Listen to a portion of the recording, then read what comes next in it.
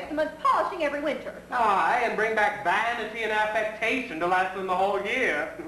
I wonder why London cannot keep its own fools at home. In my time, the follies of the town crept slowly among us, and now they travel faster than a stagecoach. Ah, your times were fine indeed. You've been telling us of them for many a long year. Well, here we live in a rambling old mansion that looks for all the world like an inn. But then we never see company. What two best visitors were old Mrs. Oddfish, the curate's wife, and little Cripplegate, the lame dancing master. And all our entertainment, your old stories of Prince Eugene and the Duke of Marlborough. I hate such old-fashioned trumpery. And I love it. I love everything that's old. Old friends, old times, old manners, old books, old wine, and, I believe, Dorothy, you'll own I've been pretty fond of an old wife. Oh, Lord, Mr. Hardcastle, you're forever at your Dorothy's and your old wives. Well, you may be a Darby, but I'll be no Joan, I promise you. I'm not so old as you make me. By more than one good year, add 20 to 20 and make money of that. Oh, well, now let me see.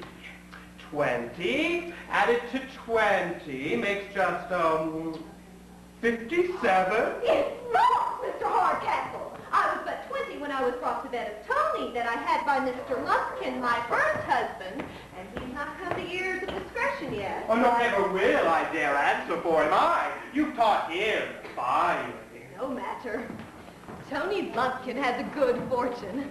Well, my son's not to live by his learning. I don't think a boy wants much learning to spend 1,500 a year. Learning, she says. A mere composition of tricks and mischief. Humor, my dear, nothing but humor. Come, Mr. Hardcastle, you must allow the boy a little humor. I'd sooner allow him the horsepower. Well, if burning the footman's shoes, frightening the maids, and worrying the kittens be humor, he has it. It was but yesterday. He fastened my wig to the back of my chair, and when I went to make a bow, I popped my bald head in Mrs. Frizzle's face. Well, am I to blame? Well, the poor boy was always too sickly to do any good. Well, the school would be his death. When he comes to be a little stronger, who knows what a year or two's Latin will do for him. Latin for him? A cat and a fiddle? No. The alehouse and the stable are the only schools he'll ever go to. Well, we must not snub the poor boy now, for I believe we shan't have him long among us. Well, anybody that looks in his face may see that he's consumptive. Aye, if growing too fat be one of the symptoms. He coughs sometimes. Oh, yes, truly he does, when his liquor goes down the wrong way. Well, I'm actually afraid of his love. Oh, and truly so am I, for he sometimes whoops like a speaking trumpet. Woo! Aye, there he goes, a very consumptive figure, truly. Woo! Woo! Daddy! Where are you going, my little charmer? Won't you stay and give Papa and I a little of your company, Lovey? I'm in haste, Mother. I cannot stay. Oh, you shan't venture out on this raw evening, my dear. You look most shockingly. I can't stay, I tell you. The three kittens expect me down every moment. There's some fun going forward. Aye, the alehouse, the old place. I thought so. Low, paltry set of fellows. Not so low either. There's Dick Muggins, the excise man. Jack Slane, the horse doctor. Little Aminadab that grinds the music box. And Tom Twist that spins the pewter platter.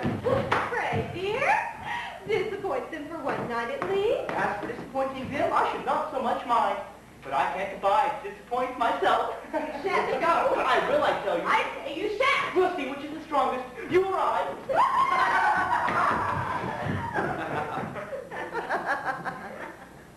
Aye, there goes a pair that only spoil each other. But is not the whole age in a combination to drive sense and discretion out of doors? Ah, there's my pretty darling Kate. The fashions of the time have almost infected her, too. By living a year or two in town, she is fond of gauze, and French frippery is the best of them. Blessings on my pretty innocence. Oh, well, dressed up as usual. I see, my Kate.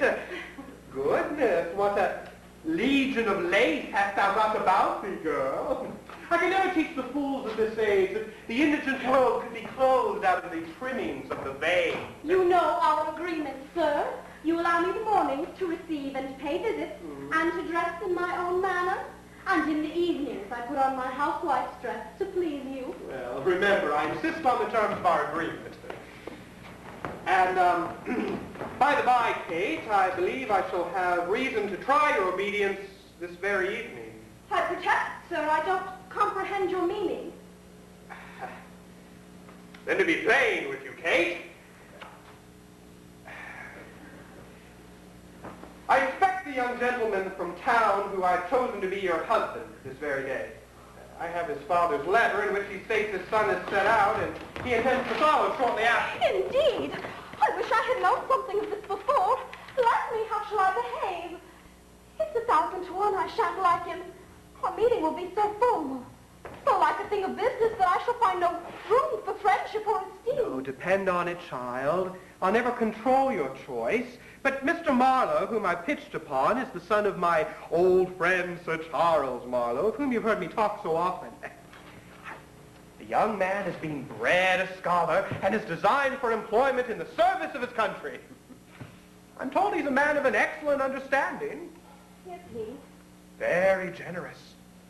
I believe I shall like him. Young, brave, I'm sure I shall like him. and, very handsome. My dear Papa! Say no more. He's mine. I'll have it. Oh, and to crown all, Kate, he's one of the most modest and reserved young gentlemen in all the world. You have frozen me to death again. The word reserved has undone all the rest of his accomplishments. A reserved lover, it is said, always makes a suspicious husband. On the contrary, modesty seldom resides in a breast that is not enriched with nobler virtues. It was that very aspect of his character that first struck me. He must have more striking features to catch me, I promise you. However, if he be so young, so handsome, so everything as you mentioned, I believe he'll do still. I think I'll have him. Hi, Kate. Oh, but there still is an obstacle. It's more than an even wager. He may not have you. My dear Papa, why do you mortify one so? Well, if he refuses, instead of breaking my heart at his indifference, I'll just break my glass for its flattery, set my cap to some newer fashion, and look out for some less difficult admirer. Oh, bravely resolved. Well, in the meantime, I'll go prepare the servants for his reception. As we seldom see company, they want as much training as a company of recruits the first day of muster. Lord, this news of Papa puts me all in a flutter. Young, handsome, these he puts last, but I put them foremost. Sensible, good-natured, I like all that. But then reserved and sheepish, that's much against him. Yet, can't he be cured of his timidity by being taught to be proud of his wife? Yes, and can't I? But I vow, I'm disposing of the husband before I've secured the lover. I'm glad you're come now, my dear. Tell me, Constance, how do I look this evening? Is there anything whimsical about my appearance? Is it one of my well-looking days, child? Am I in face today? Perfectly, my dear. Yes, now I look again. Bless me. Sure no accident has happened among the canary birds or the goldfishes? Has your brother or the cat been meddling? Or has the last novel been too moving? None of this. I have been threatened. You scarce get it out. I have been threatened with a lover. And his name? With Marlowe. Indeed. The son of Sir Charles Marlowe. As I live, the most intimate friend of Mr. Hastings, my admirer. Well, they're never asunder. I'm sure you must remember we lived in town. He's a very singular Along with his reputation and virtue, he's the modestest man alive. But his acquaintance gives him a very different character among creatures of another stamp. You understand me? An odd character indeed. Well, I shall never be able to manage him. What shall I do? Pshaw! Think of him no more, but trust to occurrences for success. But how goes on your own affair, my dear? Has my mother been courting you for my brother Tony, as usual? I've just come from another of our agreeable tete-a-tetes. Oh, she's been saying 100 tender things and setting off a pretty monster as the very pink of perfection. And her partiality is such that she actually thinks it so. A fortune like yours is no small temptation. Besides, as she has the sole management of it, I'm not surprised to see her unwilling to let it go out of the family. Well, a fortune like mine, which chiefly consists in jewels, is no such great temptation. But at any rate, if my dear Hastings be but constant, I make no doubt to be too hard for her at last. However, let her suppose that I'm in love with her son, and she never once breathes that my affections are fixed upon another. My good brother holds out stoutly. I could almost love him for hating you so. It is a good-natured creature at bottom, and I'm sure would love to see me married to anybody but himself. Oh, but my aunt's bell rings for our afternoon's walk round the improvements. Allons, courage is necessary, as our affairs are critical. Would it were bedtime and all were well.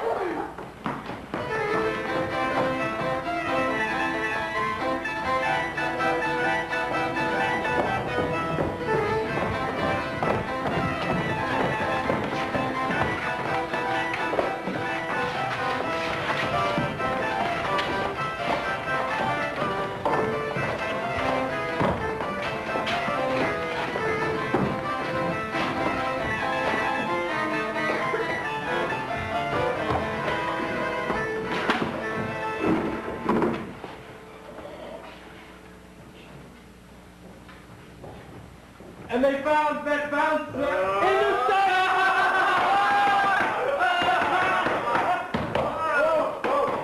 Now, gentlemen, silence to our song. The good squire is going to knock himself down. All right, gentlemen, all right. I'll sing you a song I made upon this alehouse, The Three Pigeons. Let schoolmasters puzzle their brains with grammar and nonsense and learning. Good liquor I stoutly maintain gives genius a better discerning. Let them brag of their heathenish gods. They'll eat these their Styxes and Stygians.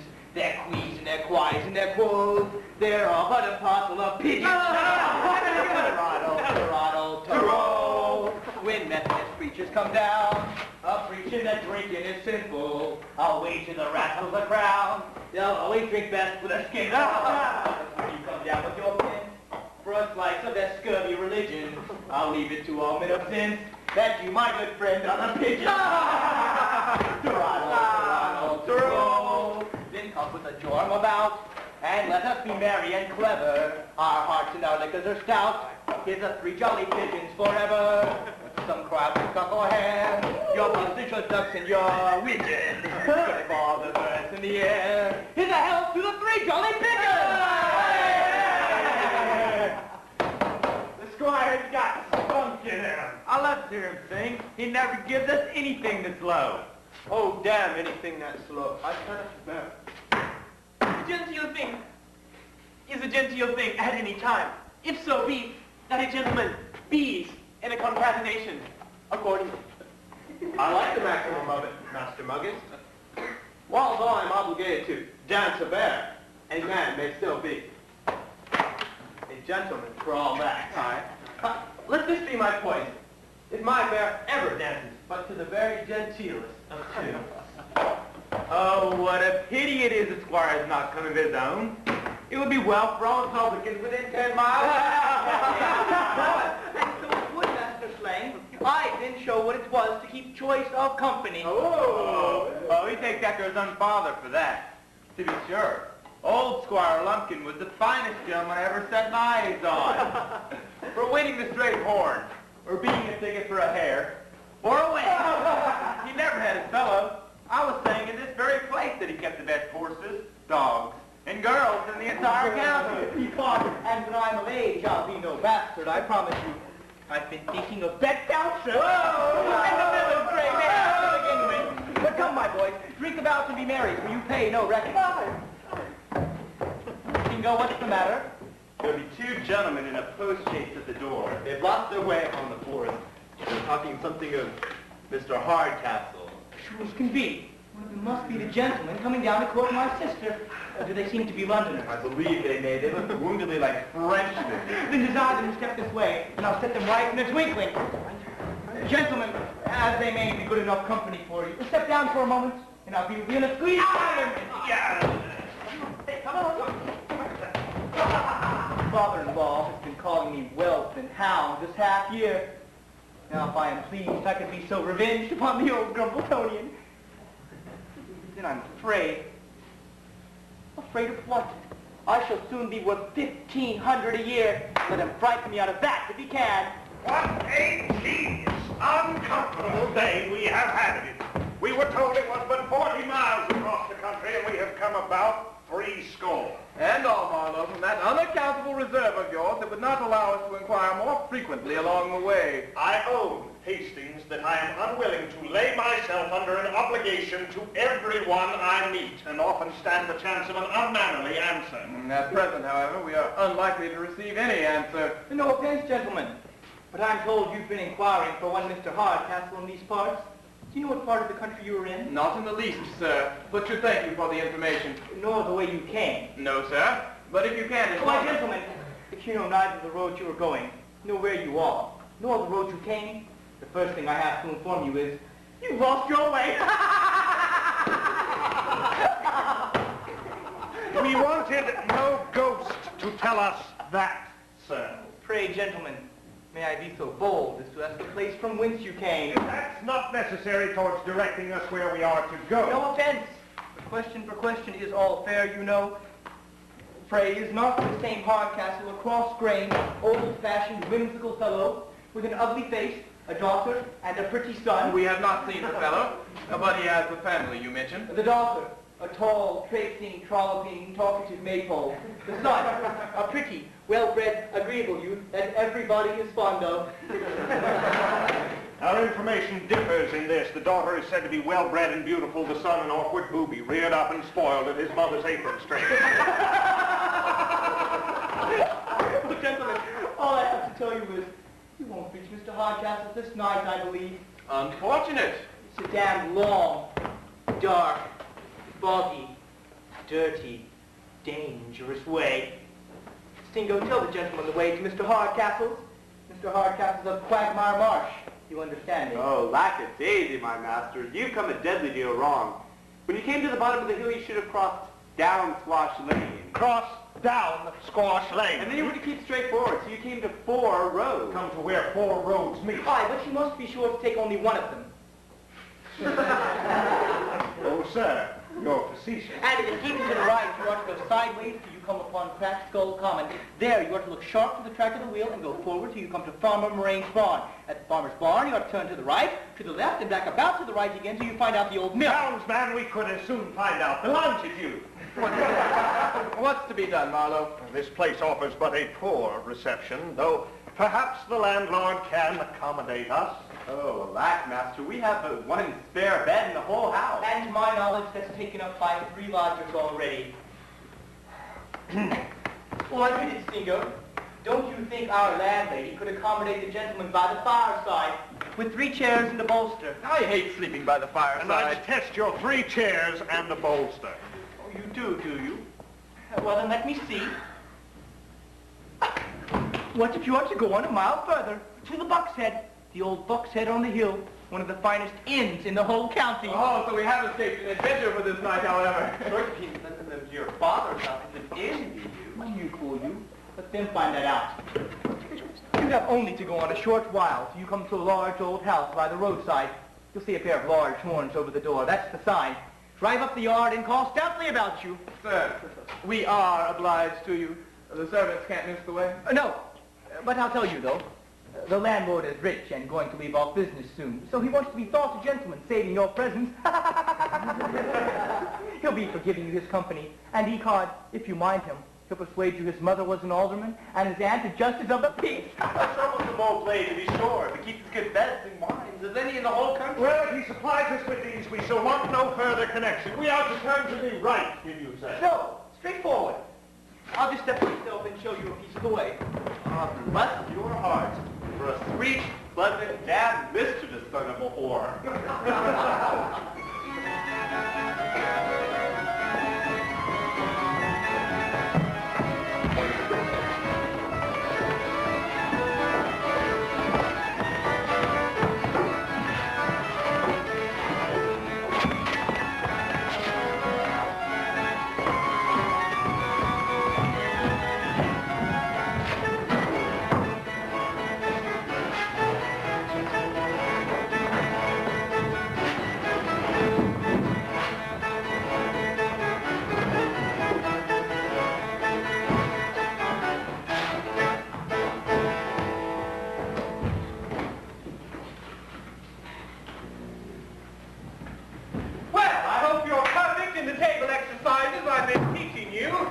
These 3 days. You all know your posts and your places. You can show you've been used to good company without ever leaving home. Aye. Now, when company comes, you are not to all pop out and stare and then run in again like frightened rabbits in a war. No. You, Diggory, whom I've taken from the barn, are to make a show at the side table. And you, Roger, whom I've advanced from the plow, are to place yourself behind my chair. Take your hands out of your pockets, Roger, and from behind your head, you see how Diggory holds his hands. Well, they're a little bit too stiff, perhaps, but that's no great matter. Right now I hold them. I learned to hold my hands this way when I was upon drill for the militia. And so You must not be so talkative, Diggory. You must be all attention to the guests. You must hear us talk and not think of talking. You must see us drink and not think of drinking. You must see us eat and not think of eating. Private laws, your worship, that's perfectly impossible. Whenever Diggory sees Jeannie going forward, he can't. He's always wishing for a mouthful himself. You numbskull! Is not a bellyful in the kitchen as good as a bellyful in the parlor? Stay your stomach with that reflection. He can't, I thank your worship. I'm going to get you to stay my stomach with a slice of cold beef in the pantry, and then I can go and Diggory, you are too talkative. Now, suppose I should say a good thing or tell a good story at the table. You're not to all burst out laughing as if you're made part of the company. Then he can't, your worship, but I'll tell the story of the old grouse in the gunroom. I can't help laughing at that. Father told me. We left at that these 20 years.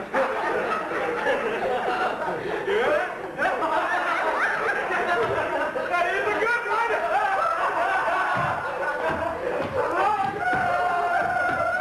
Well, really, Diggory, you may laugh at that one. But still remember to be attentive! Now, suppose one of the company should require a glass of wine. How will you behave? A glass of wine, sir, if you please.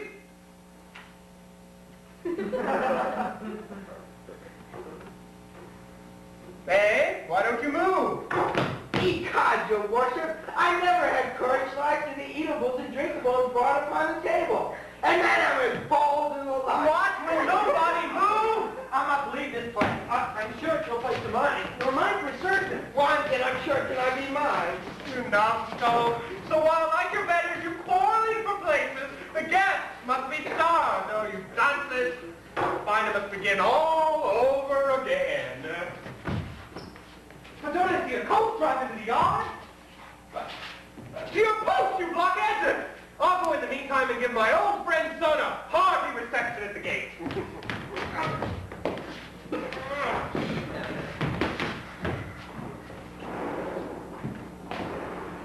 lemons. My place has gone quite out of my head. I know that my place is to be everywhere. Where the devil is my place? My place is to be nowhere at all. So I goes about my business.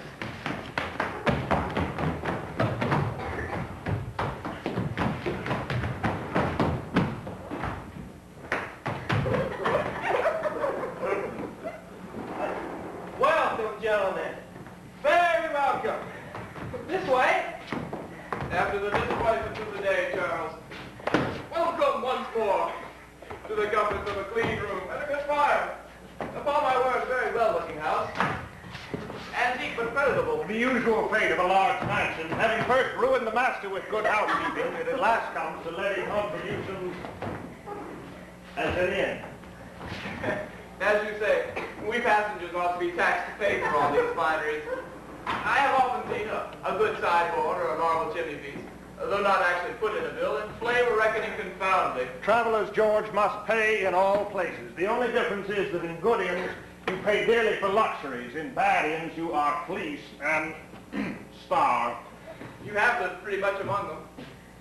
In truth, I've been often surprised that one with your natural good sense and your many opportunities could never yet acquire a requisite share of assurance. The Englishman's malady?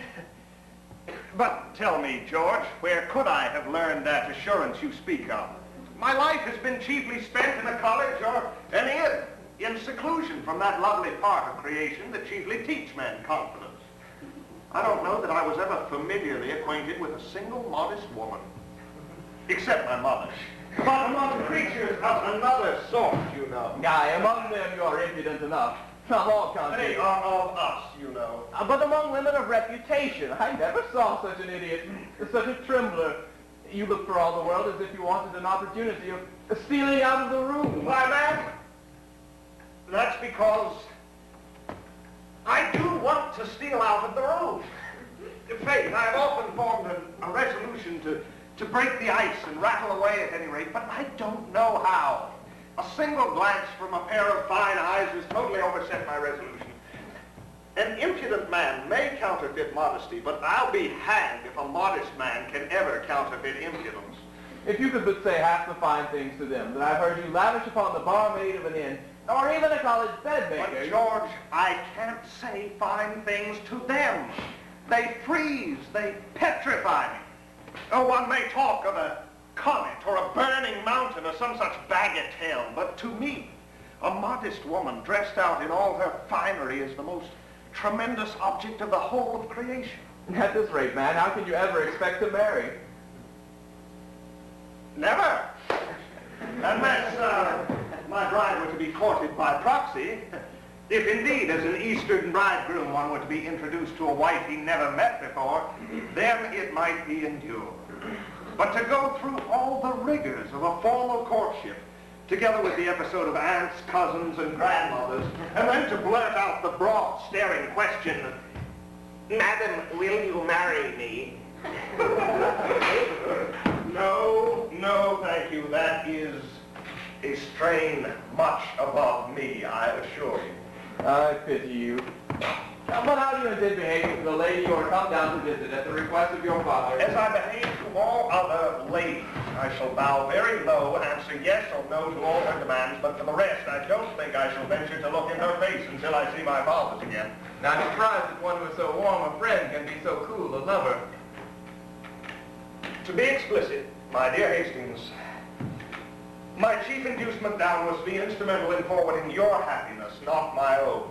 Miss Neville loves you. The family don't know you. As my friend, you are assured of a reception, and let honor do the rest. My dear Marlowe! Oh, but I'll suppress the emotion. Were I a wretch, merely seeking to carry off a fortune, you would be the last man in the world I would apply to for assistance. But Miss Neville's person is all that I desire, and that is mine, both from her deceased father's consent and from her own inclination. Happy man! You have talents and art to captivate any woman. I am doomed to adore the sex, but to converse only with that part of it that I despise.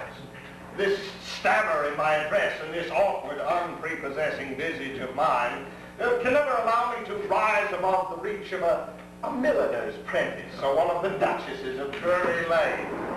Ah, there you are. This fellow here to interrupt us.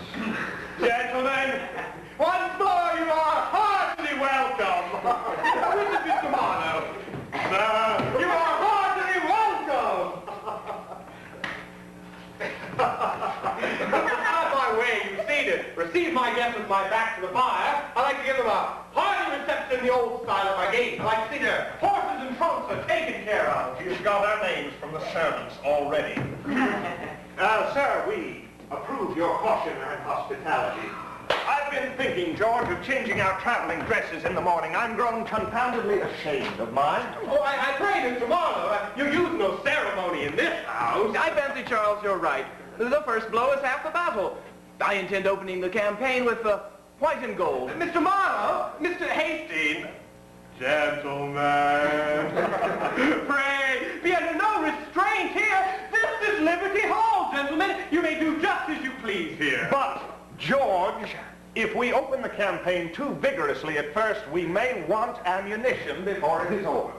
I think to reserve the embroidery to secure a retreat. You're talking of a retreat, Mr. Marlowe. Puts me in mind of the Duke of Marlborough when we went to besiege Dunade. He first summoned the garrison. Don't you think the Montfredot waistcoat will do with the plain brown? He first summoned the garrison, which might consist of, about 5,000 men. I think not. Brown and yellow mix but very poorly. I say, gentlemen, as I was telling you, he first summoned the garrison, which might consist of, about 5,000 men. The girls like finery, though. Which might consist of about 5,000 men. Well appointed with stores and ammunition and other implements of war. Now, says the Duke of Marlborough to George Brooks that stood next to him, you must have heard of George Brooks, upon my dukedom, says he, but I'll take that garrison without spilling one drop of blood. So, if you gave us a glass of punch in the meantime, it would help us to carry on the siege with vigor. Punch, sir. This is the most unaccountable kind of modesty I ever met with. Yes, sir. Punch, sir. A glass of warm punch after our journey will be comfortable. This is Liberty Hall, you know.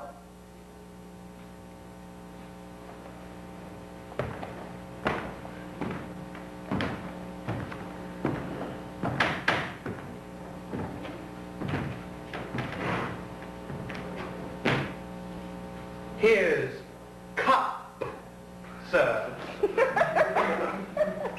So, this fellow in his Liberty Hall intends to give us only just what he pleases. I hope you'll find this to your liking. I believe you'll own the ingredients are tolerable. Will you be so good as to pledge me? Here, Mr. Marlowe, here's to our better acquaintance. A very impudent fellow, this, but he's a character, so I'll humor him. Sir, my service to you. I see this fellow wants to give us his company, but forgets that he's an innkeeper before he has learned to be a gentleman. From the excellence of your cup, my old friend, you must do a good bit of business around here. The warm work, now and then, at elections, I suppose. Oh, no, sir. I've long given that work over. Since our measures have hit upon the expedient of electing each other, I find there's no business for us that sell ale. So then, you have no turn to politics, I find. Not in the least. Oh, there was a time, indeed. I fretted myself about the mistakes of government like most people.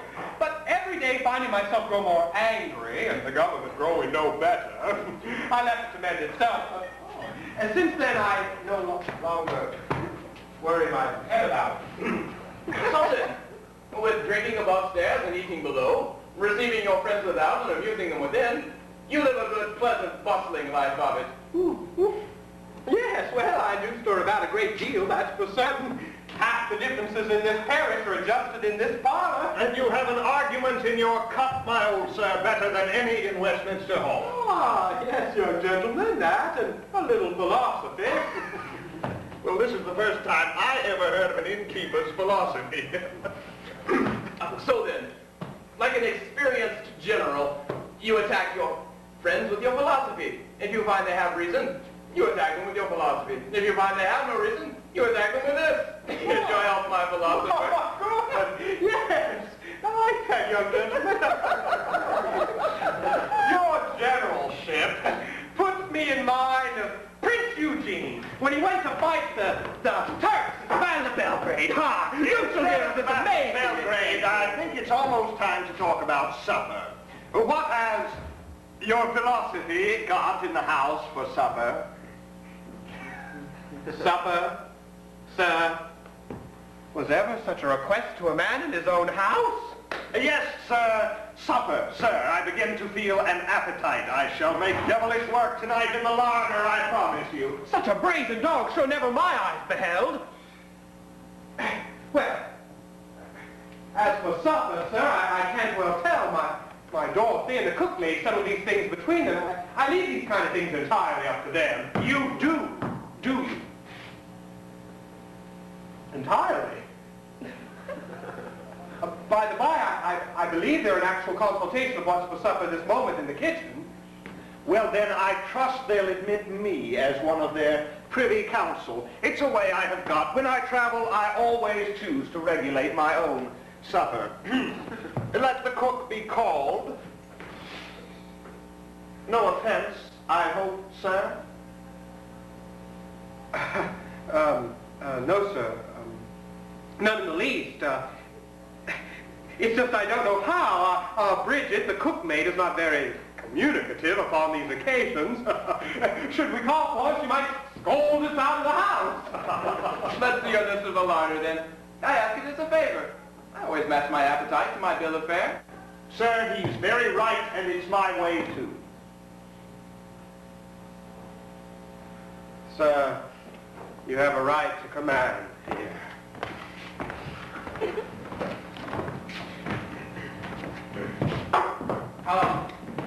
Here, Roger.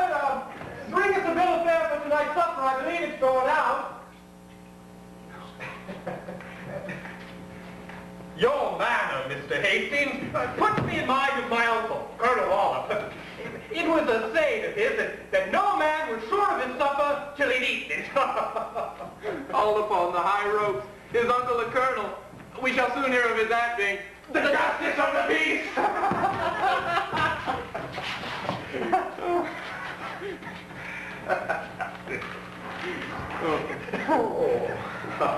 Yes. Let's see, what have we here? For the first course, for the second course, for the dessert. The devil, sir, do you think we have brought down the entire joiners' company of the Corporation of Bedford to eat up such a supper? 2 or 3 things, clean and comfortable, will do. Oh, but let's hear it. For the first course, at the top, a pig and prune sauce. Ah, damn your pig, I say. And damn your prune sauce, say I. Their impudence confounds me. Here, at the bottom. But to men that are hungry, pig with prune sauce is very good eating. Yes, at the bottom, a cat's tongue and brains. Oh, may your brains be knocked out, my good sir. I don't like them. Or you may clap them on a plate by themselves. I do. I'm sorry, gentlemen, I have nothing to please you. If there's anything you wish to retrench or alter, make what alterations you please. Item. A pork pie, a boiled rabbit with sausages, a Florentine, a shaking pudding, a dish of taffy cream. Confound your made dishes. That shall be as much as a loss in this house as at a green and yellow dinner for the French ambassador's table.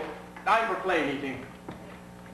I'm sorry, gentlemen, I have nothing to please you. If there's anything you take a particular fancy to, perhaps... Really, sir, your bill of fare is so exquisite that any one thing is full as good as another. Bring us what you will. So much for supper.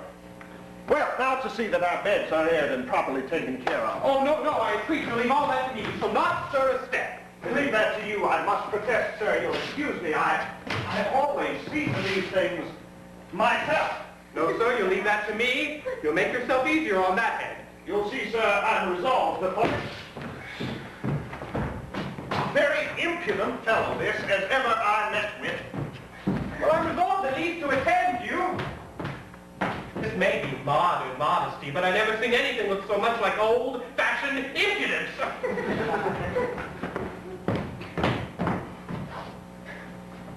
So I find this fellow's civility is beginning to grow troublesome. But who can be angry at those assiduities which are meant to please him? What do I see? Miss Neville, by all that's happy. What unexpected good fortune! To what accident am I to ascribe this happy meeting? Rather let me ask the same question, as I could never have hoped to meet my dearest Constance at an inn. An inn? Surely a mistake. My aunt, my guardian, lives here. What can induce you to think this house an inn? Mr. Marlowe, with whom I came down, and I were sent here as to an inn, I assure you. A young fellow whom we met at a house hard by directing us hither. Certainly, it must be one of my hopeful cousin's tricks, of whom you've heard me talk so often. He whom your aunt intends for you?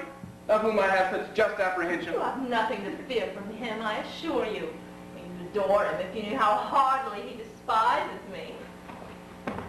My aunt knows it too, and has undertaken to court me for him, and actually begins to think she's made a conquest. Thou dear dissembler. You must know, my Constance, that I have only seized the happy opportunity of my friend's visit here to gain admittance into the family. The horses that brought us down are now fatigued with their journey, but they'll soon be refreshed. And then, my dearest girl will trust in her faithful Hastings. We shall soon be married and friends. Oh, I've often told you that though ready to obey you, I yet should leave my little fortune behind with reluctance. The greatest part of it was given me by my uncle, the India director, and chiefly consists in jewels. I've been for some time persuading my aunt to let me wear them. I fancy I'm very near succeeding. The instant they are put into my possession, you shall find me ready to make them and myself yours. Perish the baubles. Your person is all that I desire. In the meantime, my friend Mr. Marlowe must not be led into his mistake.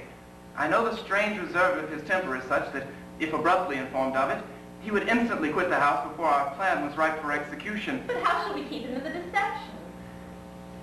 Miss Hardcastle's just returned from walking. What if we still continue No, sir, to thank you very much, sir. No.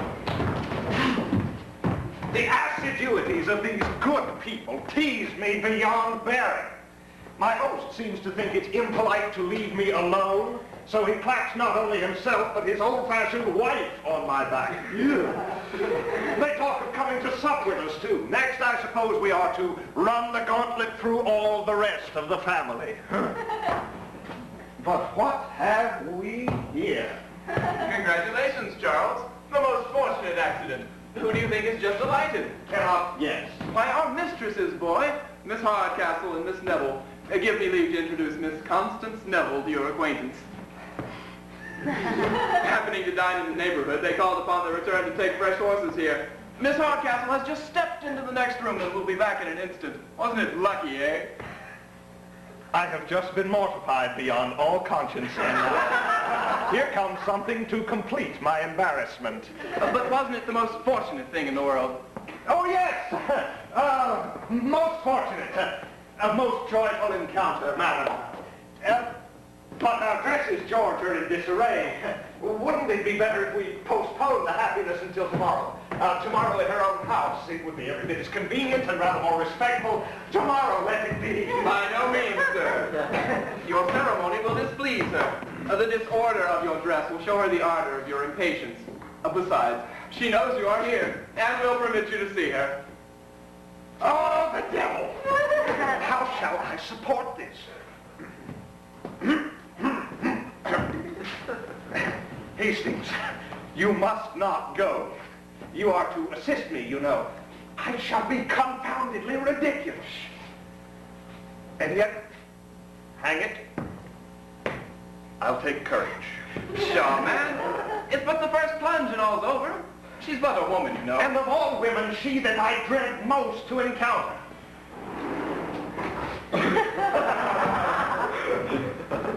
Miss Hardcastle, Mr. Marlowe, I'm proud of bringing two persons of such merit together. who only want to know to esteem each other. And now for meeting my modest gentleman, with a demure face and quite in his own manner. I'm glad of your safe arrival, sir. I'm told you had some accidents, by the way. Yes, madam. We had a few. Well, actually, quite a few. Well, very many accidents. But should be very sorry, or rather glad, of any accidents which are so agreeably concluded. Never spoke better in your whole life. Keep it up, and I'll ensure you the victory. I'm afraid you flatter, sir. You that have seen so much of the finest company can find little entertainment in an obscure corner of the country. I have lived, indeed, in the world, madam, but have kept very little company. I have been but an observer upon life, while others have been enjoying it. That, I'm told, is the way to enjoy the laugh. Cicero never spoke better. One glory will expand and assurance forever. Stand by me, then, and when I'm down, throw in a word or two to set me up again. An observer like you upon life were, I fear, disagreeably employed, since you must have found much more to censure than to approve. Pardon me, madam. I was always willing to be amused. The folly of most people is more an object of mirth than uneasiness. Bravo, bravo. Never spoke so well in your whole life. Well, Miss Hardcastle, I see you and Mr. Marlowe are going to be very good company, and I believe our presence will but embarrass the interview. Nonsense, Mr. Hastings! We like your company of all things. Sounds bad. Sure you won't go? How can you leave us? Our presence will spoil conversation, so we'll just retire to the next room. You don't consider, man, that we ought to manage a little tete-a-tete of our own.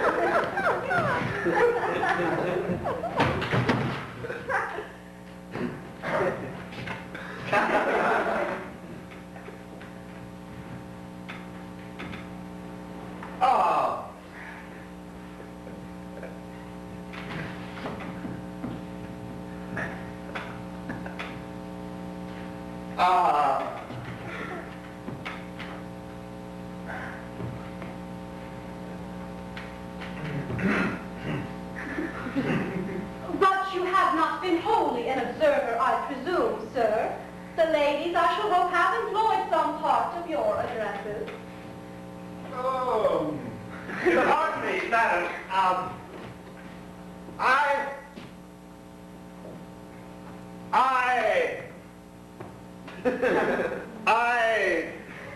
have as yet studied only to deserve them.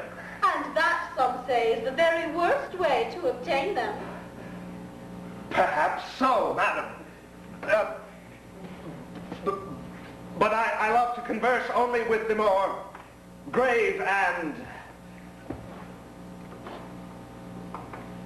sensible part of the sex.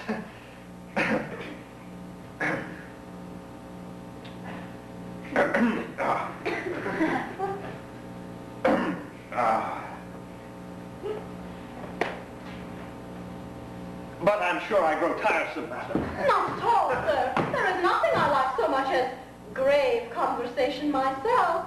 I could hear it forever. Indeed, I have often wondered how a man of sentiment could ever admire those light, airy pleasures where nothing reaches the heart. It's a disease of the mind, madam. In the variety of tastes, there must be some who, wanting a relish for I understand you, sir.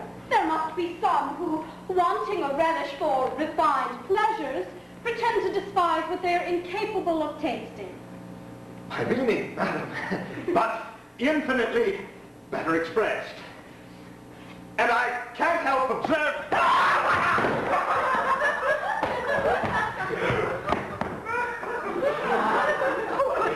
Suppose this fellow impudent upon some occasion. You were going to observe, sir. Yes, madam. I was observing...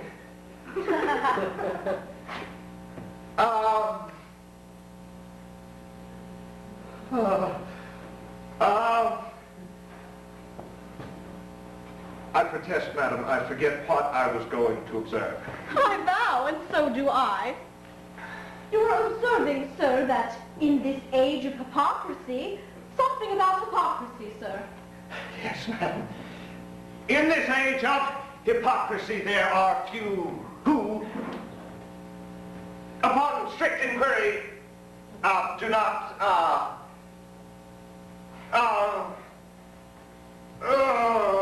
I understand you perfectly, sir. Egad, that's more than I do myself.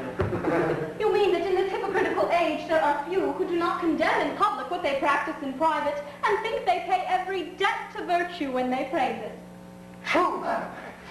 Those who have most virtue in their mouths have least of it in their bosoms.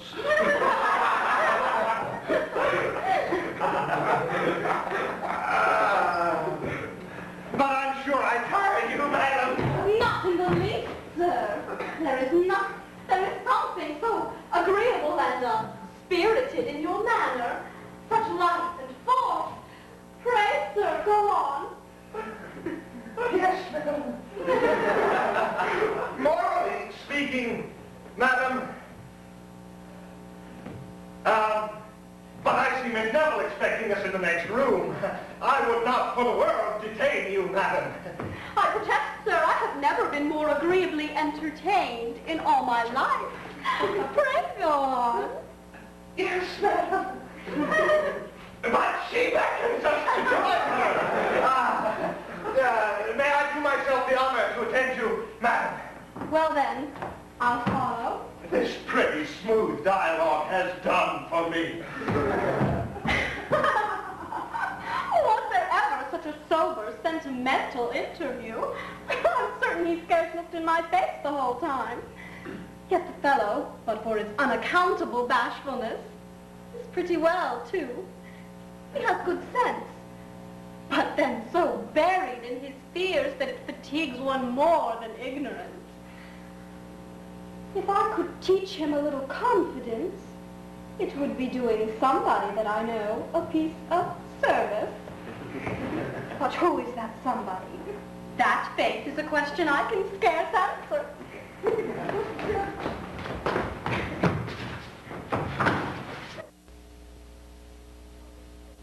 Follow me for Cousin Con? I wonder you're not ashamed to be so very engaging. I hope, cousin, one may speak to one's own relations and not be to blame. I know what sort of relation you want to make me, though.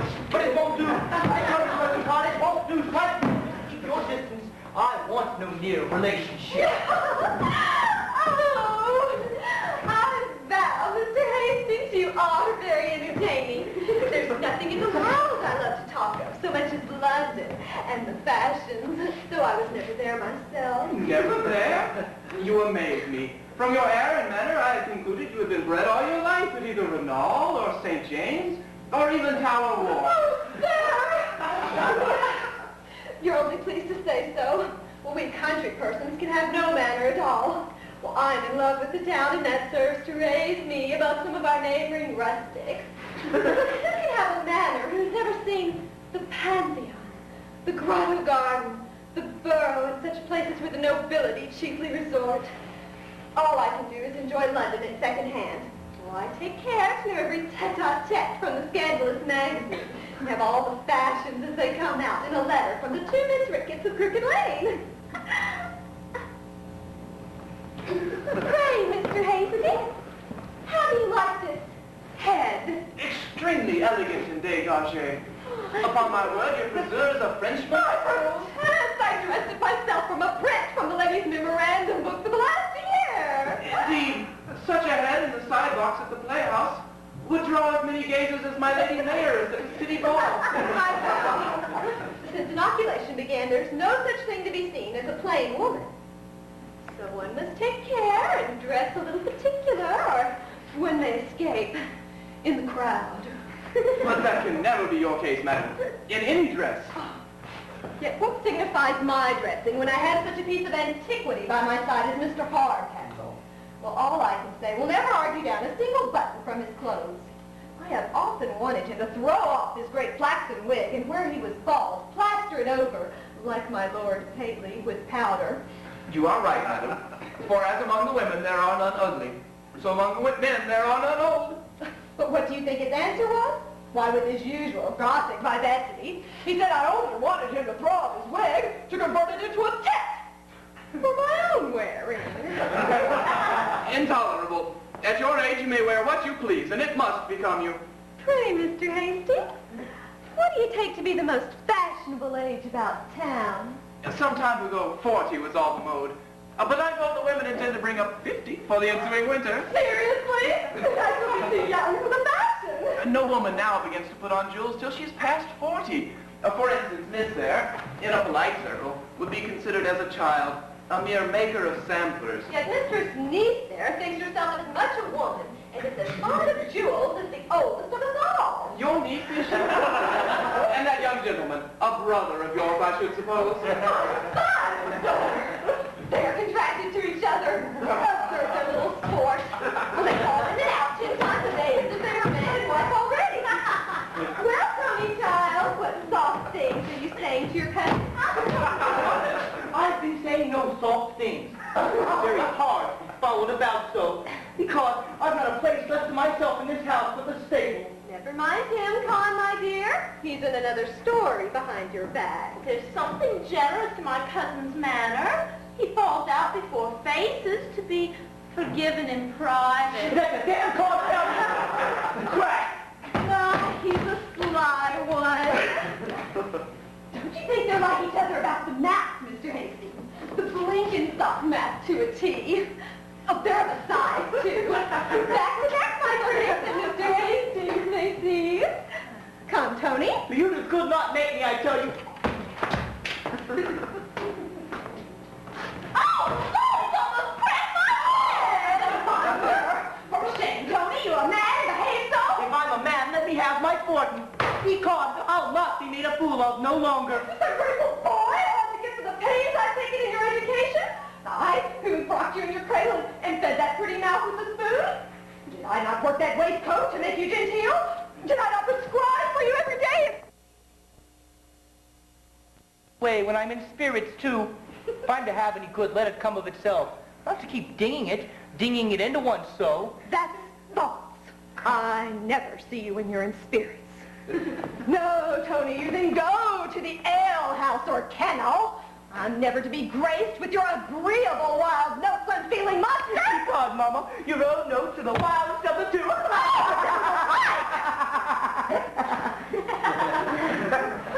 I see he wants to break my heart. I see that he does. Permit me to lecture the young gentleman, perhaps. I can persuade him to his duty. Well, I must retire. Come, Constance, my love. You see, Mr. Hastings, the wretchedness of my situation. Who was ever poor woman so provoked with such a dear, sweet, provoking, a beautiful boy? There was a young man riding by, and fame would have his will. Ring-do-did-lo-dee. Don't mind her. Let her cry to the comfort of her heart. I've seen her and sister cry over a book together for an hour. I said they liked the book the better, the more it made them cry. So you're no friend to the ladies, I find, my pretty young gentleman? That's as I find them. Not to her of your mother's choosing, I dare answer. And yet she appears to me a pretty well-tempered girl. That's because you don't know her as well as I. Ecod, I know every inch about her, and there's not a more bitter, cantankerous toad in all Christendom.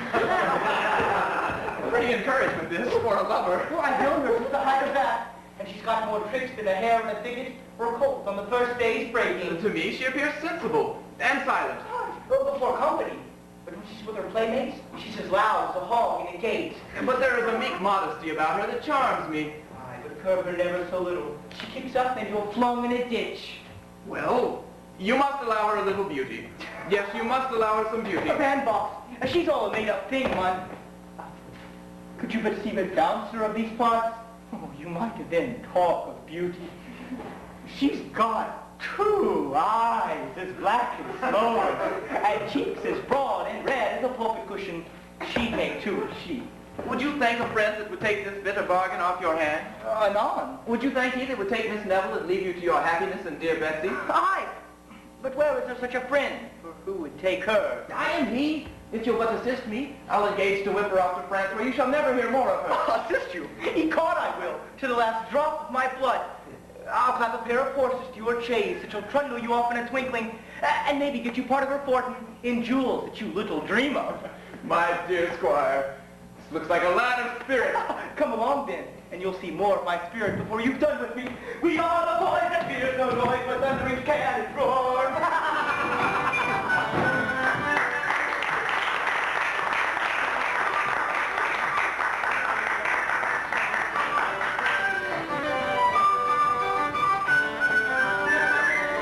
Furniture. To her, a smooth face stands for good sense and a gent.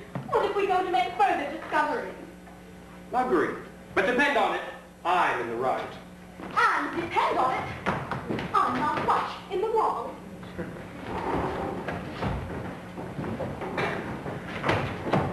God, I've got them. Here they are. My cousin Con's necklaces, bobs, and all. My mother shan't cheat the poor souls out of their fortune neither.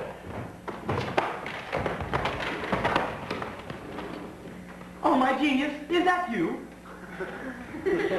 My dear squire, how have you managed with your mother? I hope you have amused her with pretending love for your cousin, and you are willing to be reconciled at last.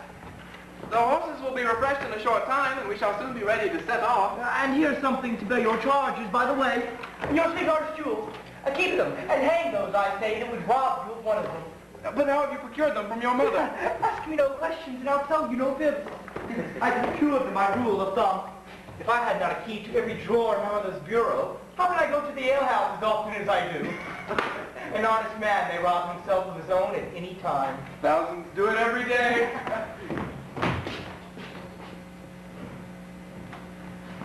But to be plain with you, Miss Neville is endeavoring to procure them from her aunt at this very instant. And if she succeeds, it will be the most delicate way, at least, of obtaining them. Keep them till you know how to be. I know how to be well enough. She could soon part with the only sound tooth in her head. But I dread the effects of her resentment when she finds she has lost them. Never you mind her resentment. We need to manage that. I don't value her resentment the balance of a cracker. But here she comes. Maurice, Clem. Indeed. Well, how could you amaze me? Such a girl as you are, Jules. It will be time enough for Jules, my dear, 20 years hence, when your beauty begins to want repairs. But won't repair beauty at 40 will certainly improve it at 20, madam. Yours, my dear, can admit of none. Why, that natural blush is beyond 1,000 ornaments. Besides, child, jewels are quite out at present. Don't you see half the ladies of our acquaintance? My Lady Kildaylight and Mrs. Crump and the rest of them all carry their jewels to town and bring nothing but paste and marcasites back. But who knows, madam, but somebody that shall be nameless would like me best with all my little finery about me. Consult your glass, my dear. Then see if with such a pair of eyes you want any better sparklers. What do you think, Tony, my dear? Does your cousin Con want any jewels in your eyes to set off her beauty? That's as thereafter may be. My dear aunt, if you knew how it would oblige me. A parcel of old-fashioned rose and table-cut things. Well, they would make you look like the court of King Solomon at a puppet show. Besides, child, I don't believe I can readily come at them. Well, they may be missing for aught I know to the contrary. Why don't you tell her so at once, as she's so longing for them? Say they're missing. It's the only way to quiet her. Say they're missing and call me to bear witness. Oh, you know, my dear, I'm only keeping them for you. So if I say they're gone, you'll bear me witness, will you? Oh, you can't. Never fear me. I'll say I saw them taken out with my own eyes. I desire them but for a day, madam, just to be permitted to show them as relics, and then they may be locked up again. To be plain with you, my dear Constance, if I could find them, you should have them. Well, they're missing, I assure you. Lost for aught I know. But we must have patience wherever they I'll are. not believe it. This is but a shallow pretense to deny me. I know they're too valuable to be so slightly kept, and if you were to answer for the loss... Don't be alarmed, Constance. If they be lost, I must restore an equivalent. But my son knows they're missing and not to be found. But that I can bear witness to. They are missing and not to be found. I'll take my oath on it. We must learn resignation, my dear. For though we lose our fortune, yet we should not lose our patience. Well, see me, how calm I am. Why, people are generally calm at the misfortunes of others. Now, I wonder a girl of your good sense should waste a thought on such trumpery. We shall soon find them. And in the meantime, you shall make use of my garnets till your jewels be found. I detest garnets. Oh, the most becoming things in the world to set off a clear complexion. Well, you've often seen how well they look upon me. You shall have them. I dislike them of all things. You shan't stir. If ever anything so provoking as to mislay my own jewels and force me to wear her trumpery. She gives you the garnets. Take what you can get. The jewels are your own already. I've stolen them from her bureau, and she does not know it. Apply it to your spark. She'll tell you more of the matter. Be a man. The better. She's missed them already. Confusion! Thieves! Robbers! We're cheated, plundered, broke open, undone! What's the matter, Mama? I hope nothing has happened to any of the good family. We are robbed. My bureau has been broke open. The jewels taken out, and I'm undone. Is that all? You God, I never saw a better acted in my life. I thought you was ruined in earnest. Ernest, my bureau has been broke open, and all taken away. Stick to that and call me to bear witness. I'll bear witness, you know. By all that is precious, they're gone, I say. And I should be ruined forever. I know they're gone. I am to say so. My dearest Tony, but hear me. They're gone, I say. Mama, you make me force to laugh. I know who took them well enough. Was there ever such a blockhead that can't tell the difference between jest and earnest? I tell you, I'm not in jest, booby. That's right. You must be in a bitter passion, and then no one will suspect either of us. Call me to bear witness. There is such a cross-grained brute that won't hear me. Can you bear witness you're no better than a fool? Was ever poor woman so beset with fools on one hand and thieves on the other? I can bear witness to that.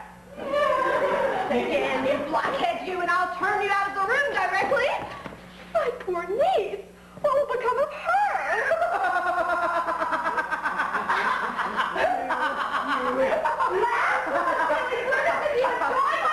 I can bear witness to that. Go, monster. I'll teach you to vex your mother, I will. I can bear witness to that. What an unaccountable creature is that brother of mine. Sending them to the house of an inn? I don't wonder at his impudence. But what is more, madam, the young gentleman, as you passed by in your present dress, asked me if you were the barmaid. He mistook you for the barmaid, madam. Did he? Then as I live, I'm resolved to keep up the delusion. Tell me, Thimble, what do you think of my present dress?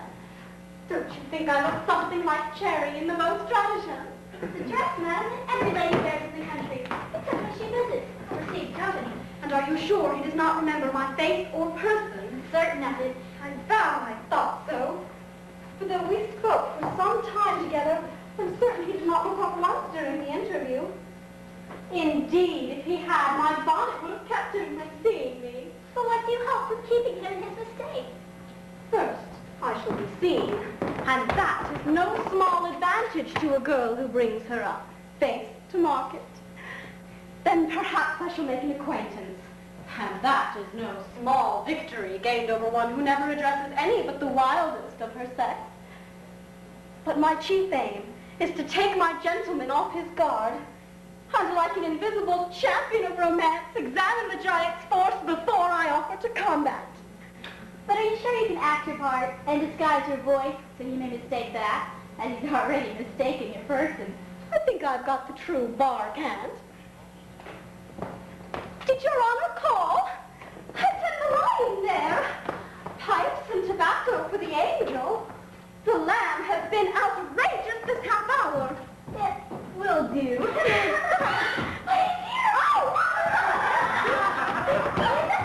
What a bawling in every part of this house. I have scarce got a moment to myself.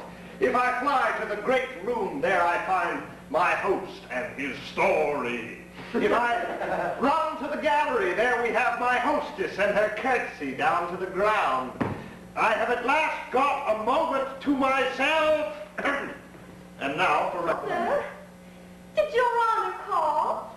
As for Miss Hardcastle, she's too grave and sentimental for me. Did Your Honor call? No, child. Besides, from the glimpse I had of her, I think she squints. I'm sure I heard the bell ring. No, dear. I have pleased my father, however, by coming down, and I'll tomorrow please myself by returning. Perhaps the other gentleman called, sir. No, I tell you. I should be glad to know, sir, we have such a parcel of servants. No, I tell you. Yes, child.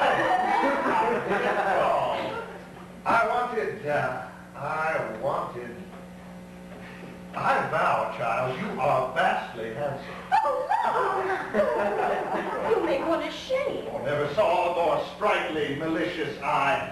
Yes, my dear, I believe I did call.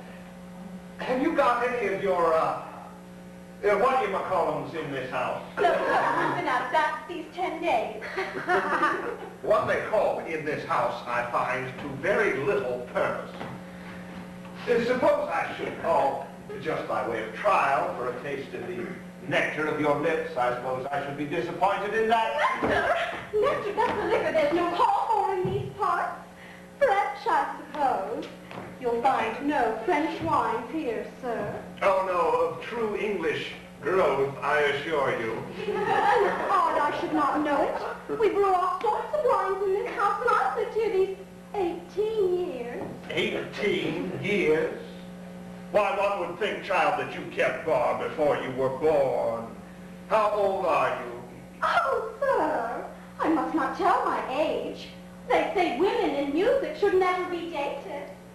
To guess at this distance, you can't be much above 40. Then yet coming closer, I don't think so much. When we come close to some women, they look younger still, but when we come very close... Pray, sir! Keep your distance! One would think you wanted to know one's age as they do horses. By the lock of mouth. I protest, child, you use me extremely ill. Yet, if you keep me at this distance, how is it possible that you and I can ever become acquainted? I don't want to be acquainted with you. I want no such acquaintance. Not I. I'm sure you did not treat Miss Hardcastle that was here a while ago in this obstropolous manner. Before her you looked dashed and kept bowing to the ground and talked for all the world as if you were before a justice of the peace. Egad, she has hit it, sure enough. In awe of her, child. No, a mere awkward, squinting thing. I find that you don't know me. I laughed and rallied her a little, but I was unwilling to be too severe. I could never be too severe. Curse me. So you're a favorite, I find, among the ladies. Oh, yes, my dear, a very great favorite. And yet, hang me, I don't know what it is they find in me to follow. At the ladies' club in town, I'm known as their agreeable rattle. Their rattle is not my real name, child, but only one that I'm known by. My name is Solomons. Mr. Solomons, at your service. Oh, sir, you are introducing me to your club, not to yourself. And you're so great a favorite there, you say. Oh, yes, a very great favorite. There's Mrs. Mantrap and Lady Betty Blackleg, the Countess of Sligo, old Miss Biddy Buckskin, Mrs. Langahorns, and your agreeable servant to keep up the spirit of the place. Well, it's a very merry place, I suppose. Oh, yes, as merry as cards, suppers, wine, and, oh, women can make us. And they're agreeable, that's I don't quite like this chit. She looks knowing, methinks. Do you laugh, child? I can't help but laugh to think of what time they must have for their work or their family. All's well, she don't laugh at me. Do you ever, work, child? Aye, sure. There's not a screen or a quilt in the whole house, but what can bear witness to that? Oh, so. Then you must show me your embroidery. I embroider and draw patterns myself a little. If you want a judge of your work, you must apply to me. Aye, but the colors don't look well by candlelight. You shall see all in the morning. Oh, but why not now, my angel? Such beauty fires beyond the power of resistance. Sure. The landlord here, my old luck, I never nicked 7 that I did not roll Ames ace 3 times following.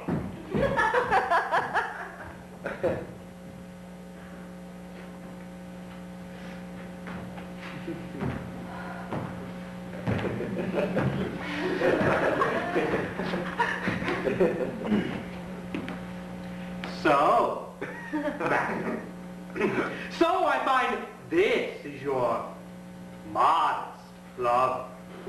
This your humble admirer that kept his eyes fixed on the ground and only adored it humble. This Kate! Kate!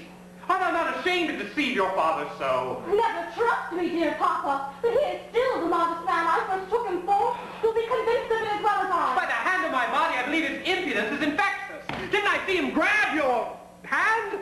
Didn't I see him haul you about like a milkmaid? And now you talk of his respect and modesty. Forsooth! But what if I should convince you of his modesty? That he has only the flaws that will pass with time and the virtues that will improve with age. I hope you'll forgive him. Sure, this girl would make one run mad. I tell you, I'll not be convinced. I am convinced.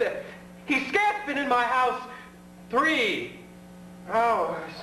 And he's already encroached on all my prerogatives. You may like his impudence and call it modesty, but my son-in-law, madam, must have very different qualifications. So I asked but this night to convince you. You shall not have half the time, for I thought of turning him out this very hour. Then give me that hour then, and I hope to satisfy you. An hour. Let it be then. But I'll have no trifling with your father, all fair and open. Do you mind me? I hope you have ever found, sir, that I take your commands with my pride. For your kindness is such that my duty has yet been inclination.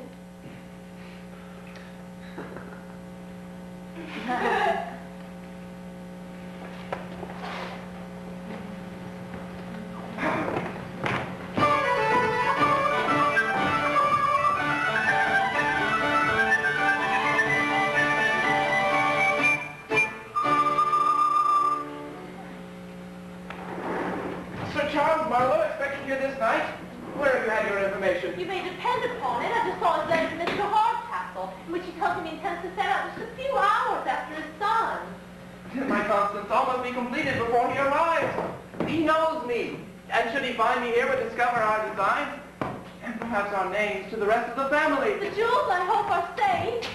Yes, I'll give them tomorrow and keep the keys of our baggage. In the meantime, I must prepare matters for our elopement. I have read the squire's promise of a fresh pair of horses. And if I should not see him, we'll write further instructions. Well, success attend you.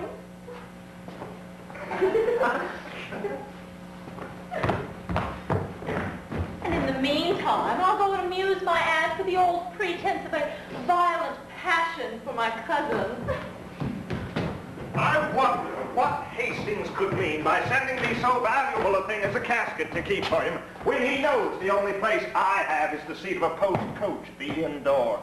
Have you delivered the casket to the landlady as I ordered you? Have you put it into her own hand? Yes, Your Honor. She said she'd keep it safe, did she? She said she'd keep it safe for now. Well? She asked me how I came by it. She said she had a great mind to make me give an account of myself. That's safe, though. what an unaccountable set of beings we have got amongst. This little barmaid, though, runs in my mind most strange and drives out all the absurdities of the rest of the family. She's mine. She must be mine, or I'm greatly mistaken.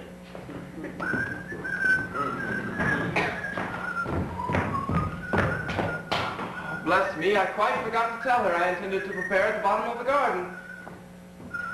Marlowe here, and in spirit. Give me joy, joy, shadow me with laurels. Why, man, we modest fellows don't want for some success among the women. Among some women, you mean. But what success has your honor's modesty been crowned with that it grows so insolent upon Didn't you us? see that lovely, brisk, tempting young thing that runs about the house with a set of keys to its girdle? What about it then? She's mine, you rogue, you! Oh, such fire, such motion, such eyes, such lips. But she would not let me kiss them, though. Well, are you so sure? So very sure of her? Oh, and she talked of showing me her work above stairs, and I am to improve the pattern. Can you, Charles? Go back to rob a woman of her honor. Pshaw, man. We all know the honor of the barmaid of an inn. Besides, I don't intend to rob her. There's nothing in this house that I shan't honestly pay for. I believe this girl has virtue. And if she has, I should be the last man in the world to attempt to corrupt it. Yeah. You have taken care, I hope, of the casket I sent you to lock up. It's in safe. Oh, yes, it's safe enough.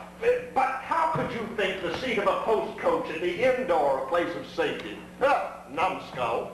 I've taken better precautions for you than you did for yourself. What? Well, I gave it to the landlady to keep for you. The landlady? The landlady. You did. I did. She's to be answerable for its forthcoming, you know. She'll bring it forth, all right.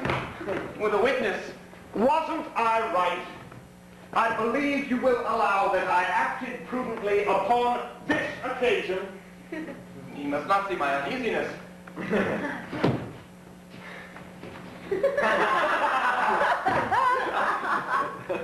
You look a little disconcerted, though. Sure, nothing's happened. No, nothing. Never felt better in my whole life. And so you gave it to the landlady. Who no doubt very readily undertook the charge. Oh, rather too readily, for through her great precautions, she not only kept the casket, but was going to keep the messenger as well. But they're in safety, though. Oh, it's a guinea in a miser's purse. Oh, well, Charles, I'll leave you to your meditations on the pretty barmaid.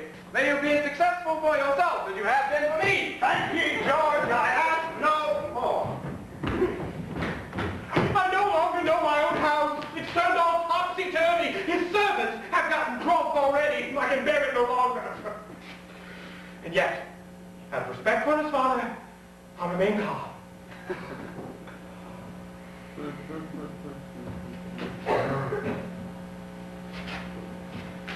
Mr. Marlowe, your servant. I'm your very humble servant.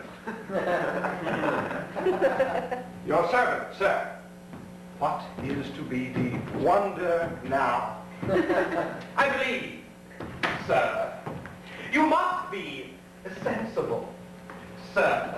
That no man alive ought to be more welcome than your father's son. Sir, I hope you think so. No, I do, from my soul, sir. I don't want much entreaty. I generally make my father's son welcome wherever he goes. I believe you do, sir, from my soul. And while I say nothing of your own conduct, that of your servants is insufferable. Their manner of drinking is setting a very bad example in this house, I am sure. I must protest, my very good sir, that is no fault of mine. If they don't drink as they ought, they are to blame. I ordered them not to spare the cellar. I did, I assure you.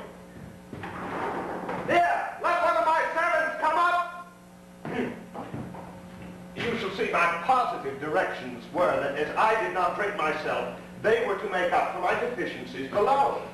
Then they had your orders for what they do? Oh, I'm satisfied. I assure you, you shall hear from one of themselves. Now, you, Jeremy, come here, sir. What were my orders? Were you not told to drink freely and to call for what you would have for the good of the house? I begin to lose my patience. Leave your honor, liberty, and Fleet Street forever. Though I'm the sort that I'm as good as another man, I'll drink for no man before supper, sir. Damn me. Good liquor will sit upon a good supper, but a good supper will not sit upon my conscience.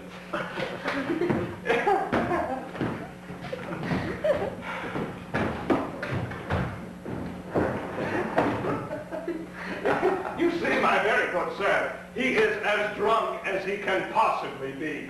I don't know what you'd have more unless you'd have the poor devil soused in a beer barrel.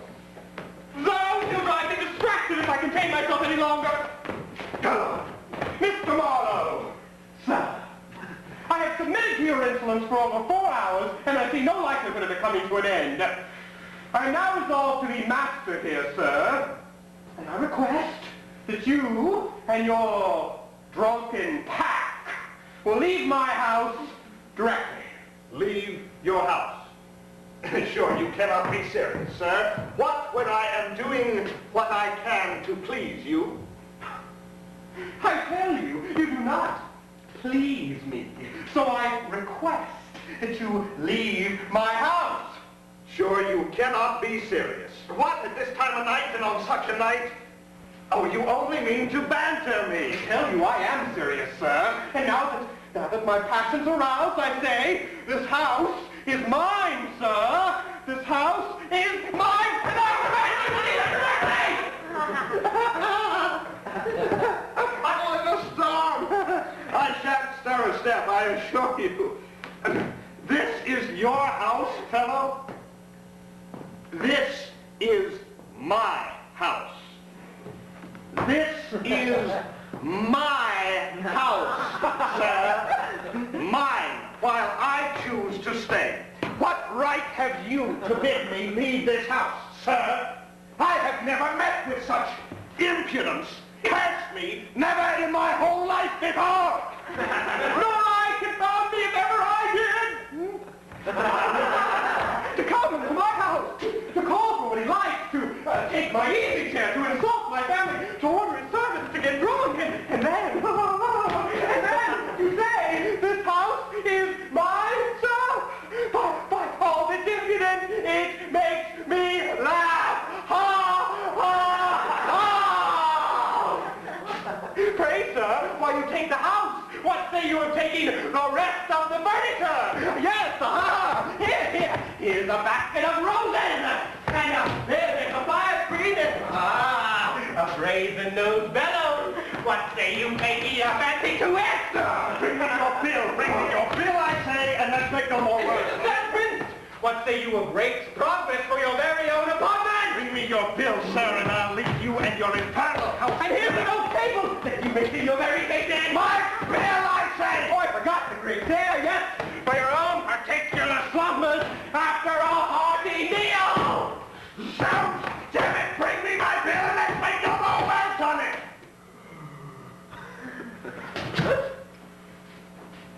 Young man. Yeah. From your father's letter to me, I expected a well-bred, modest gentleman as a visitor here today. But now I find him no better than a coxcomb and a bully. But he will be here presently, and we'll hear more of it.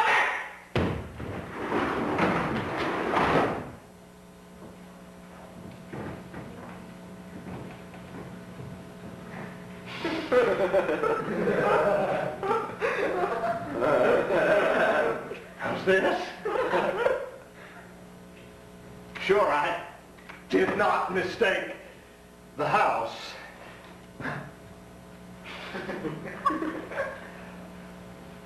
Everything looks like it is.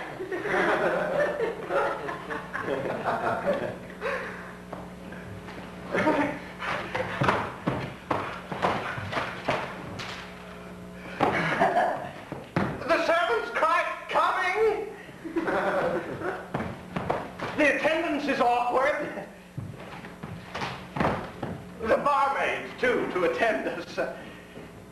But she's here and will inform me. Whither so fast, child? A word with you. Let it be short then, I'm in a hurry. I believe he begins to find out his mistake. But it's too soon quite to undeceive him. Answer me one question, child. What are you and what may your business in this house be? A relation of the family, sir.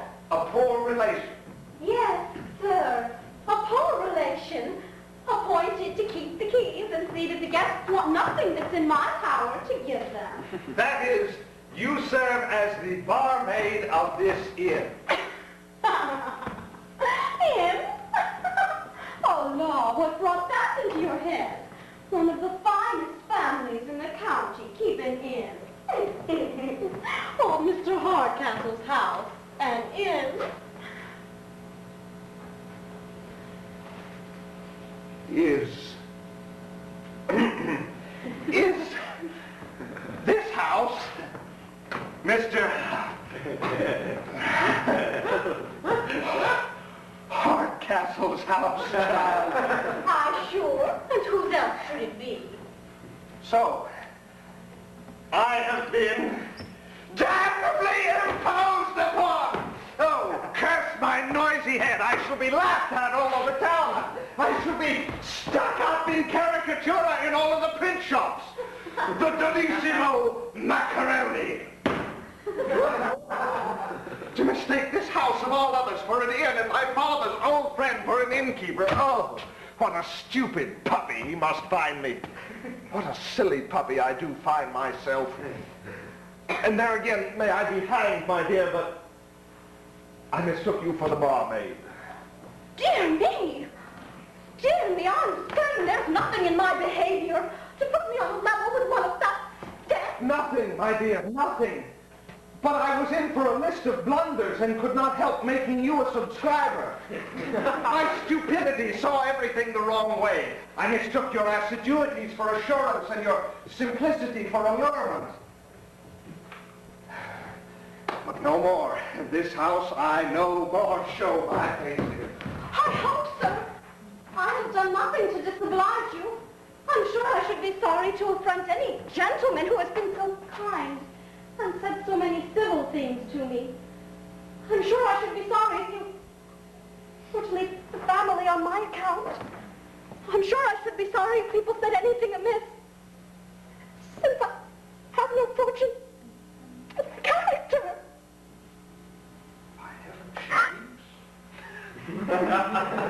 This is the first mark of tenderness I have ever had from a modest woman, and it touches me. Excuse me, my lovely girl. You are the only member of this family that I leave with reluctance. But to be plain with you, the difference of our education and fortune make an honorable connection impossible, and I could never harbor a thought of seducing one who trusted in my honor, or in bringing ruin upon one whose only fault was in being too lovely. Generous man. I now begin to admire him. I'm sure my family is as good as Miss Hardcastle's. And though I'm poor, that's no great misfortune to a contented mind. And until now, I never thought it was bad to want fortune. And why now, my pretty simplicity? Because it puts me at a distance from one that, if I had £1,000, I would give it all to. This simplicity bewitches me so that if I stay, I am undone. I must make one bold effort and leave her. Your partiality in my account, madam, it touches me most sensibly. And were I to live for myself alone, I could easily fix my choice. But I owe too much to the opinion of the world and too much to the authority of a father, so that I can scarce speak it. It affects me. Farewell. I never knew half his merit till now. He shall not go if I have power or art to detain him. I'll still preserve the character in which I've stooped to conquer, but will undeceive my papa, who perhaps may lapse him out of his resolution. Pa, you may steal for yourselves next time. I've done my duty. She's got the jewels again, that's a sure thing. My dear cousin, sure you won't forsake us in this distress. If she in the least finds out that I'm going off, I shall certainly be locked up. Or sent to my Aunt Peregrine's, which is 10 times worse. To be sure, aunts of all kinds are damned bad things. But what can I do? I've got you a pair of horses that will fly like Whistlejacket, and I'm sure you can't say that I've courted you nicely before her face. But here she comes. We must court to make her do more. Fear she should suspect us. Well, I was greatly fluttered, to be sure, but my son tells me it was all a mistake of the servants. I shan't rest easy, however, till they are fairly married. Then let her keep her own fortune. What do I see? Bundling together as I'm alive. I've never seen Tony so sprightly before. Have I caught you, my pretty dove? What villain? Exchanging sullen glances and broken murmurs. Oh, as for murmurs, Mother, we grumble a little now and then to be sure that there's no love lost between us. A mere sprinkling, Tony, upon the plain, only to make it burn brighter. Cousin Tony promises to give us more of his company at home. Indeed, he shan't leave us any more. It won't leave us, Cousin Tony, will it? Oh, it's a pretty creature. No, I'd sooner leave my horse in a pound than leave you when you smile upon one so. Your laugh makes you so. Oh, agreeable cousin. Who can help but love that natural humor? That broad, red, thoughtless. It's a bold, pretty little. I'm sure I always loved Cousin Con's pretty hay alive and her long fingers when she twists its way in that over the heart of A bird from the tree! I was never so happy before. My boy takes after his father, Mr. Lumpkin. Exactly. The jewels, my dear Con, shall be yours. Immediately you shall have them. Isn't he a sweet boy, my dear? You shall be married tomorrow, and we'll put off the rest of his education like Dr. Drowsy's sermons to a fitter opportunity. Where's the squire? I've got a letter for your worship. Give it to my mama. She reads all my letters first. I'd ordered to deliver it into your own hands. Well, who is it from? Your worship went outside of the letter itself. I could wish to know, though. Undone! Undone, a letter to him from Hastings. My aunt sees that we're ruined forever. I'll keep her informed a little if I can. My dear aunt! You must hear my cousin's smart answer just now to Mr. Marlowe. We so laughed. This way, madam. We don't want him to hear us. Damned cramped hand as ever I saw in my life. I can read your print hand very well, but here there's such handles and shanks and dashes, one can scarce tell the head from the tail. To Anthony Lumpkin, Esquire. Very odd. I can read the outside of my letters from my own name is well enough, but when I come to open it, it's all buzz. It's hard, very hard, for the inside of the letter always is the cream of the correspondence. Very well, and so my son was too hard for the philosopher. Yes, madam, but you must hear the rest, madam. You'll hear how he puzzled him again. He seems strangely puzzled now himself, methinks. And up and down hand as ever I saw in my life. Dear sir, that. There's an M and a T and an S. Whether the next bit is or not, confound me, I cannot tell. What's that, my dear? Can I give some assistance? Pray, Aunt, let me read it. Nobody reads a cramped hand better than I. Do you know who it's from, Tony? I can't tell, except from Dick Ginger the feeder. Oh, so it is. Dear Squire, hoping that you are in health as I am at this present, the gentleman of the Shake Bag Club has cut the gentleman of Goose Green quite out of feather. The odd barrel, long fighting. Here, Tony, it's all about costs and fighting. It's of no consequence. Put it up, put it up! But miss, I tell you, it is of all the consequence in the world. I would not lose the rest of it for a guinea. Here, mother, do make it out. Of no consequence. How's this?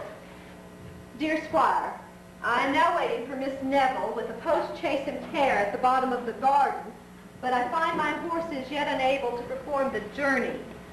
I expect you'll assist us with a fresh pair of horses as promised.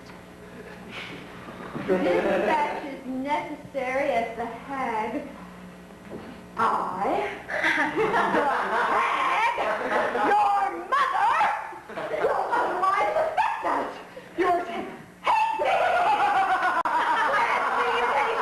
special instructions on my way. Oh, madam, you understand your resentment. You won't accuse me of any impertinence so sinister design. It might belong to another. Madam. Fine spoken, madam. You're most miraculously polite and engaged, and quite the very peak of courtesy and circumspection, madam. Indeed, you great, ill-fashioned oaf with scarce sense enough to keep your mouth shut. Were you two joined against me? I'll defeat all your plots in a moment. As for you, since you have a pair of fresh horses ready, it would be cruel to disappoint them. So if you please, instead of preparing to run away with your spark, prepare this very moment to run away with me, your old Aunt Pedigree. You too, sir, may mount your horse and guard us upon the way. Here, Rider, Hickory, I'll show you I wish you better than you do yourself. So now I'm completely ruined. Aye, that's a sure thing. And what better could be expected from being connected with such a stupid fool? And after all the nods and signs I gave But him. Goldsmith, it was your own cleverness and not my stupidity that did your business. You were so nice and so busy with your shake bags and goose greens, I thought you could never be making believe. So, sir, I find by my servants that you have shown my letter and betrayed us. Was this well done, young gentleman? Here's another. Ask Miss there who betrayed you. He caught it as her doing, not mine. So, I have been finally used here among you, rendered contemptible, driven into ill manners, despised, insulted, laughed at. Here's another. We shall have all bedlam broke loose presently. There, sir, is a gentleman to whom we all owe every obligation. What can I say to him? A mere boy, an idiot whose ignorance and age are a protection. A poor, contemptible booby that would but disgrace correction. Yet with cunning and malice enough to make himself merry with all our embarrassments. An insensible cub. Replete with tricks and mischief. Oh, damn, even I'll fight you both, one after the other. As for him, he's below contempt. But your conduct, Mr. Hastings, requires an explanation. You knew of my mistake, yet you would not undeceive me. Tortured as I am with my own disappointments, is this a time for explanations? It is not friendly, Mr. Marlowe. What, sir? Marlowe, we never kept on your mistake until it was too late to undeceive you. Be pacified. My mistress desires you'll get ready immediately now. The horses are putting to. Your hat and things are in the next room. We're to go 30 miles before morning. Was it well done, sir, to assist in rendering me ridiculous, to hang me out for the scorn of all my acquaintance? Depend upon it, sir, I shall expect an explanation. Was it well done, sir, if you're upon the subject, to deliver what I entrusted to yourself to the hands of another, sir? Mr. Hastings, Mr. Marlowe, why do you increase my distress with this groundless dispute? I entreat you. Your cloak, madam. My mistress is impatient. Let go. Pray be pacified. If I leave you thus, I shall die with apprehension. Your command? At once, madam. The horses are waiting. Mr. Marlowe. Mr. Marlowe, if you knew what a scene of constraint and ill nature lies before me, I'm sure it would convert your resentment into pity. I'm so distracted by a variety of passions that I don't know what I do. Forgive me, madam. George, forgive me. You know my hasty temper and should not exasperate it. The torture of my situation is my only excuse. Dear Hastings, if you have that esteem for me that I think, that I am sure you have, Your constancy for 3 years will but increase the happiness of future connections. It's never Constance! Why, Constance, I say! I'm coming. Remember, constancy. Constancy is the word.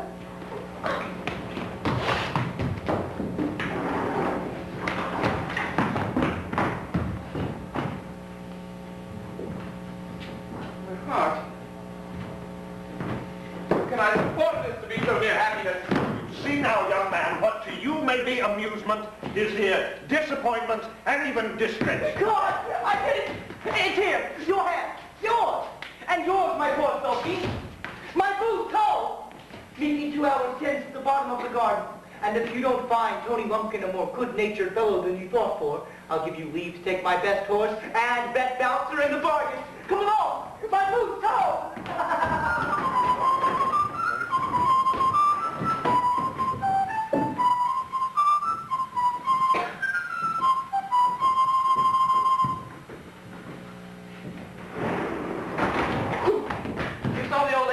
Will drive off, you say? Well, yes, Your Honor.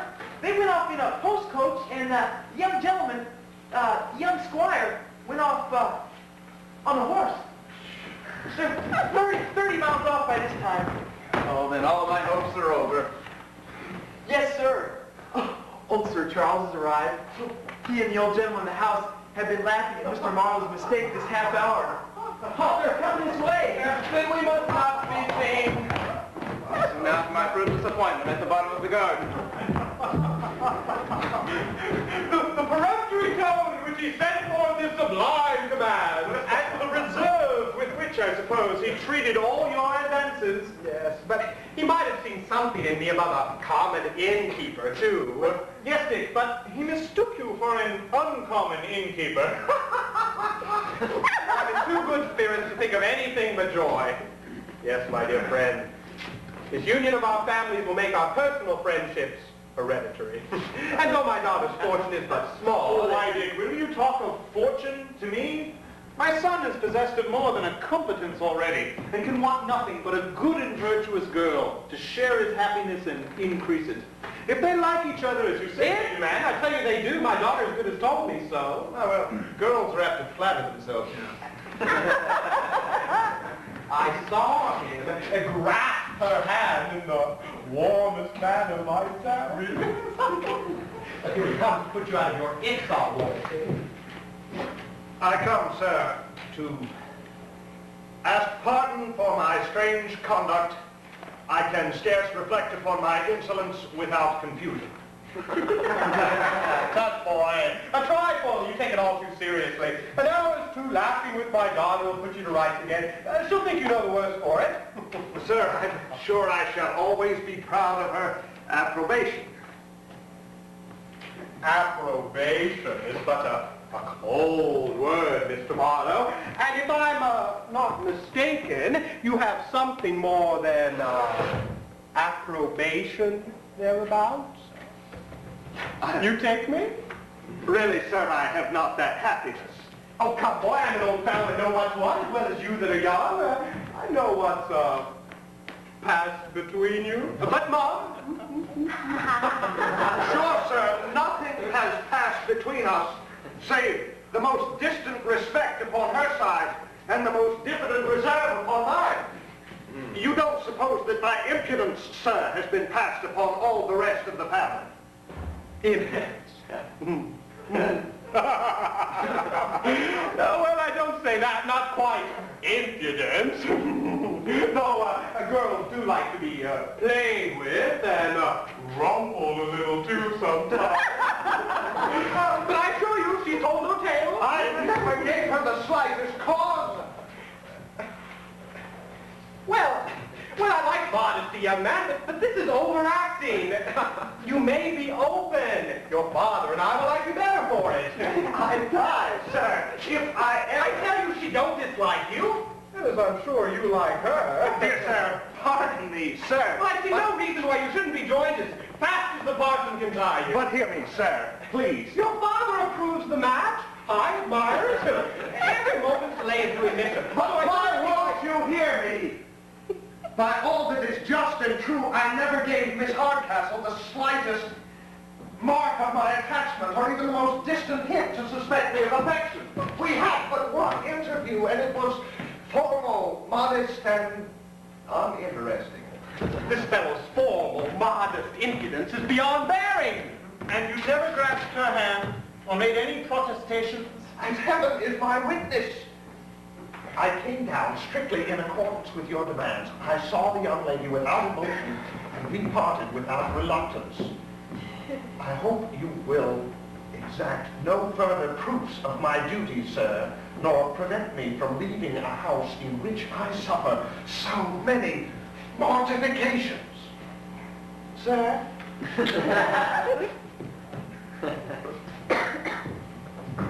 I'm astonished at the air of sincerity with which he parted. And I'm astonished at the deliberate intrepidity of his assurance. I dare pledge my life and honor upon his truth. Here comes my daughter, Kate. I'll stake my happiness on her veracity. Come here, Kate. Now answer all sincerely and without reserve. Has Mr. Marlowe made any profession of love and affection? The question is very abrupt, sir. But since you require unreserved sincerity, I think he has. Now, you see? And pray, madam, have you and my son had more than one interview? Yes, sir, several. You see? But did he profess any attachment? A lasting one. Did he speak of love? Much, sir. Amazing. And all of this formally? Formally.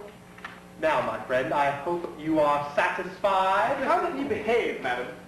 As most professed admirers do, said some civil things of my faith, talked much of his want of merit and the greatness of mine, mentioned his heart, gave a short tragedy speech, and ended with pretended rapture. Well, now I'm perfectly convinced indeed. I know his conversation among women to be modest and submissive. This forward, canting, ranting manner by no means describes him, and I'm confident he never sat for the picture. What then, sir, if I should convince you to your face of my sincerity? If you and my papa in about half an hour will place yourselves behind this curtain, you shall hear him declare his passion to me in person. Agreed. And if I find him what you describe, all my happiness in him must have an end. And if you don't find him as I describe, I fear my happiness must never have a beginning.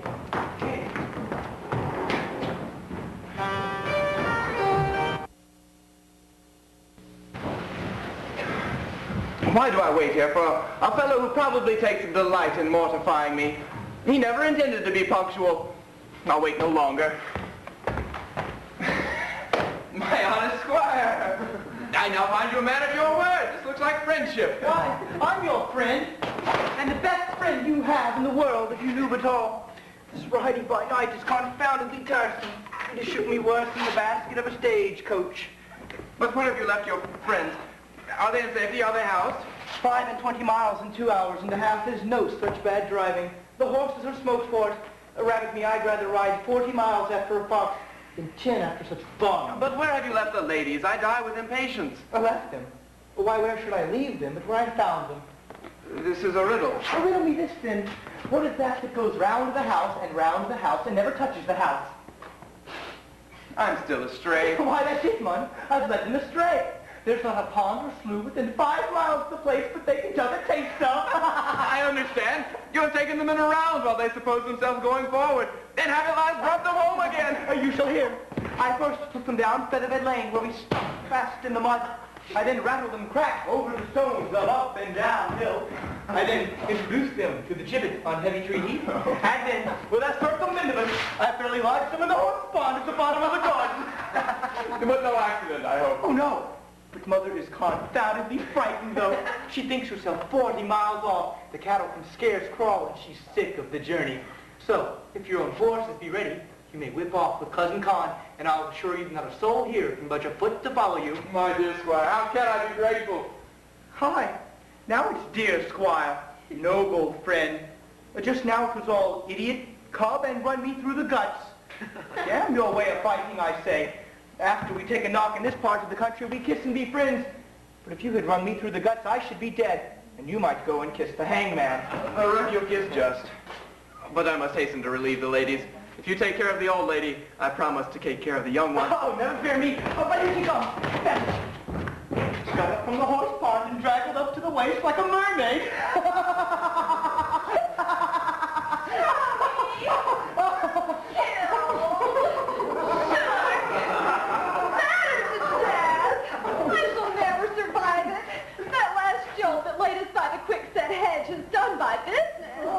Mama, it's your own fault. You would be for running away by night without knowing 1 inch of the way. Oh, I wish we were home again. Well, I never met so many accidents in so short a journey. Drenched in the mud, overturned in a ditch, stuck fast in a slough, jolted to a jelly, and at last, to lose our way. Whereabouts do you think we are, Tony? Oh, by my guess, we should be upon Cracked Skull Common, about 40 miles from home. Lord, the most notorious spot in all the country. Well, we only want a robbery to make a complete night on it. Oh, don't be afraid, Mama. 2 of the 5 that are kept here are hanged, and the other 3 may not find us. Don't be afraid. Mama, is that a man galloping towards us? Oh, no. It's a tree. It's a tree, Mama. The fight will certainly kill me. Is it a black cat moving behind a thicket? Oh, no, it's a cow. It's a cow. Tony! There's a man coming toward us. I'm certain of it. If he perceives us, we are undone. Stepfather, we're all that's unlucky. Let's take one of his night walks. It's a highwayman with pistols as long as my arm. A damn ill-looking fellow. Heaven defend us, he approaches. Hide yourself behind the wall. If there's any danger, I'll call. And Graham, when I call, be sure to keep close.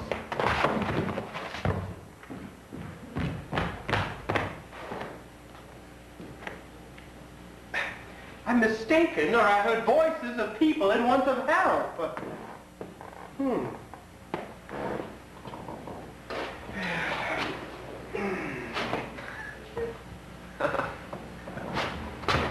Oh, Tony! I didn't expect you back so soon. Are your mother and a charge in safety? Very safe, sir, and my Aunt Pettigrew. Dad, I find there's danger. 40 miles in 3 hours, sir, that's too much, my youngster. Stout horses and willing minds make for short journeys, as they say. Oh, sure, he'll do the dear boy no harm. I thought I heard a voice here.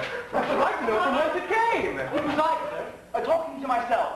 I was saying that 40 miles in 4 hours is very good going. As to be sure it was, sir. I've got a sort of cold by being out in the night air. We'll go in if you please. But if you talk to yourself, you did not answer yourself. I'm certain I heard another voice here and resolved to find it out. Oh, it's coming to find me out!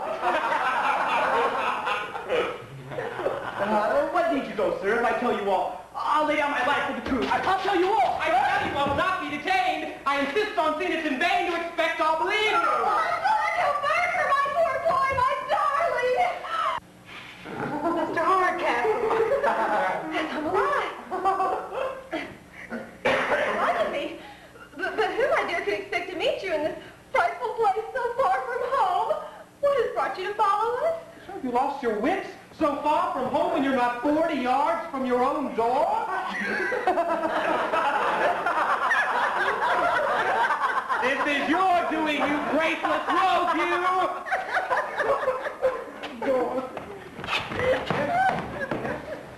Now, don't you remember, the mulberry tree, my dear? And, there's the gate. And, my dear, don't you remember the horse pond? Yes. The horse pond. I shall remember the horse pond as long as I live. I have got my destiny! You graceless father, I own it! Abuse your mother, I will! Because, Mama, all the parish says you spoiled me, so now you may take your boots off. Oh, I'll spoil you right now!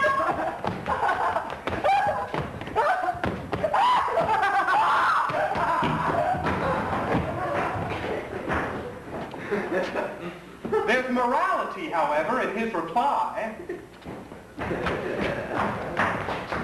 My dear Constance, why will you deliberate thus? If we delay a moment, all One more step, and we shall soon be out of reach of her malignity.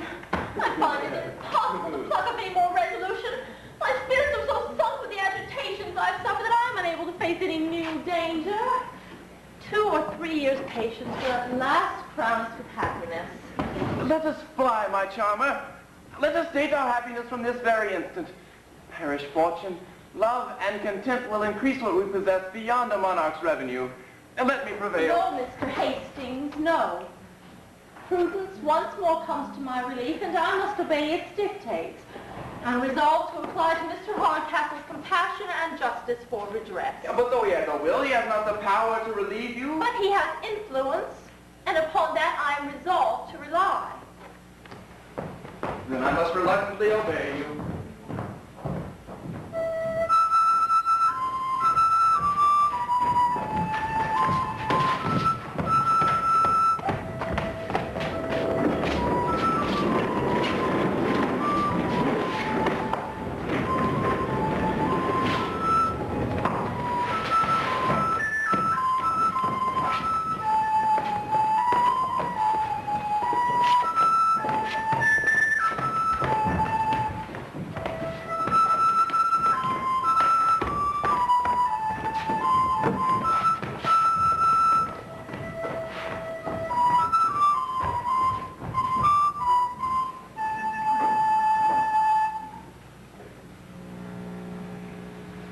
What situation am I in?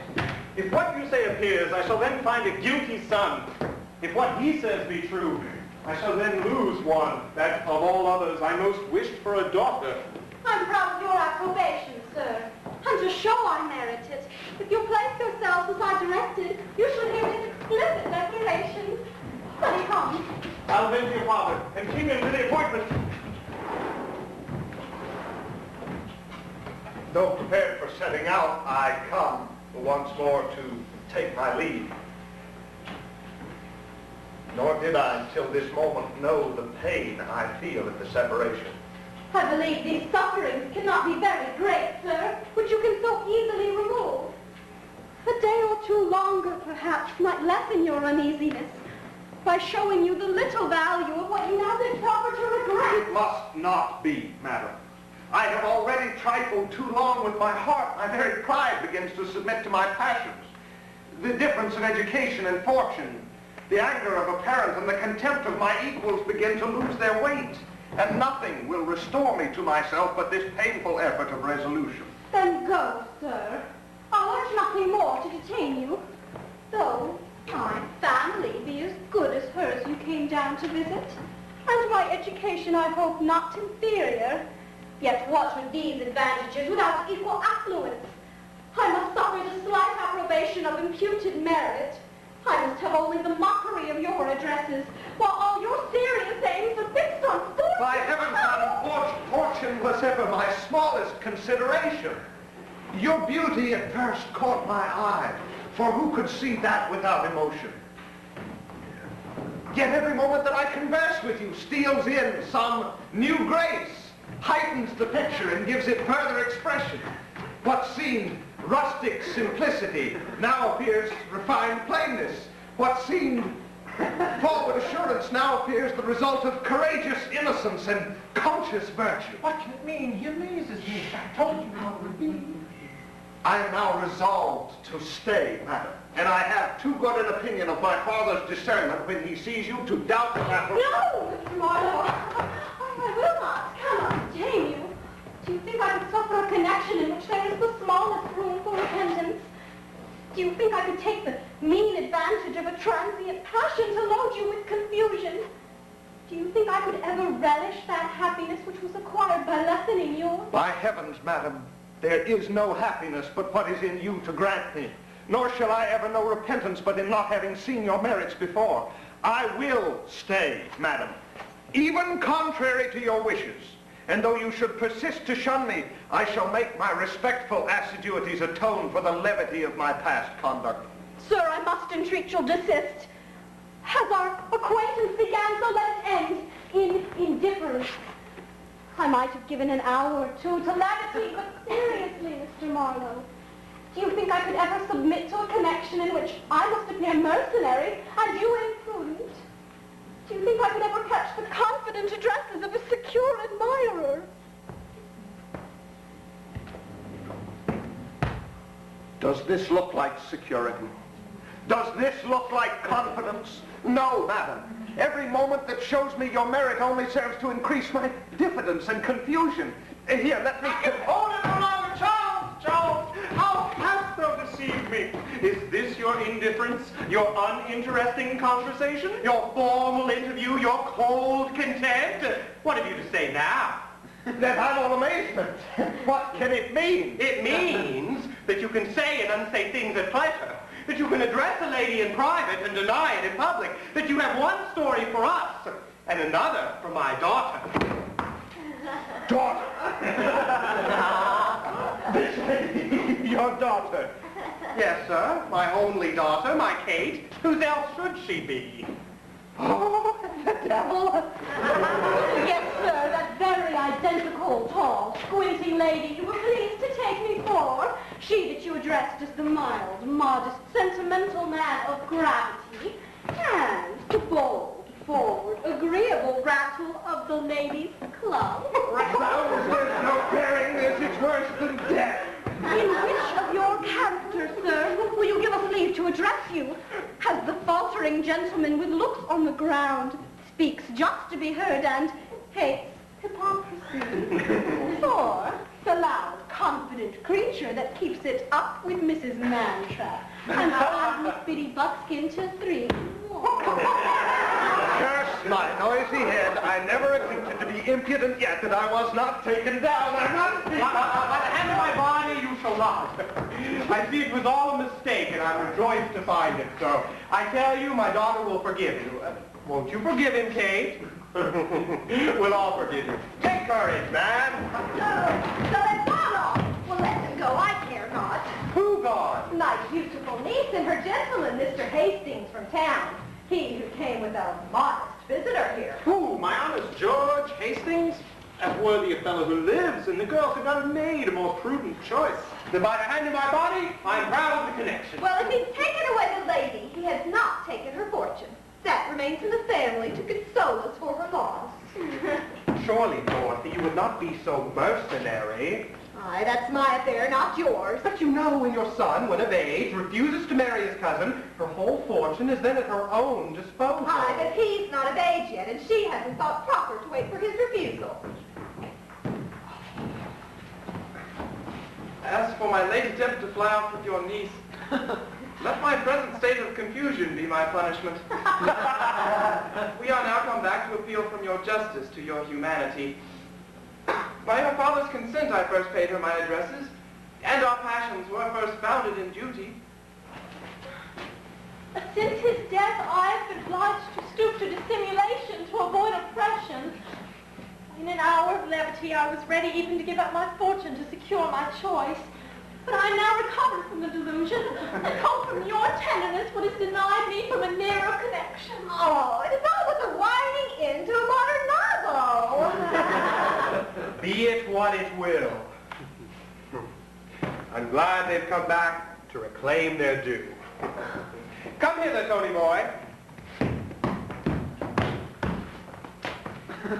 Do you now refuse this lady's hand who I offer you? What signifies my refusing, Father? You know I can't refuse her till I'm of age. While I thought concealing your age, boy, was likely to conduce to your improvement, I concurred with your mother's desire to keep it secret.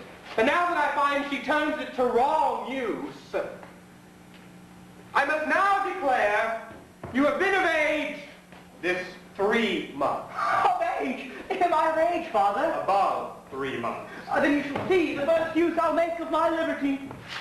Witness all men here present that I, Anthony Lumpkin, Esquire of blank place, refuse you, Constantinelle, spinster of no place at all, for my true and lawful wife.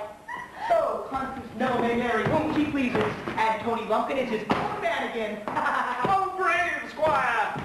My worthy friend. My beautiful offspring. Joy, my dear George, I give you joy sincerely. And could I prevail upon my little tyrant here to be less arbitrary, I would be the happiest man in the world if you would return me the favor. Come, madam. You are now driven to the very last scene of all your contrivances. I know you like him, and I'm sure he loves you. And you must and shall have him. And I say so too. Mr. Marlowe, if she make as good a wife as she has a daughter, I don't believe you'll ever repent your bargain.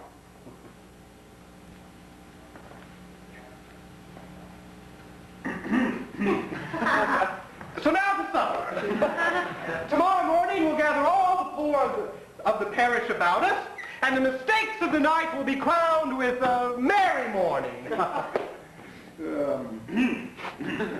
So, boy, take her. As you've been mistaken in the mistress, my wish is, may you never be mistaken in the wife.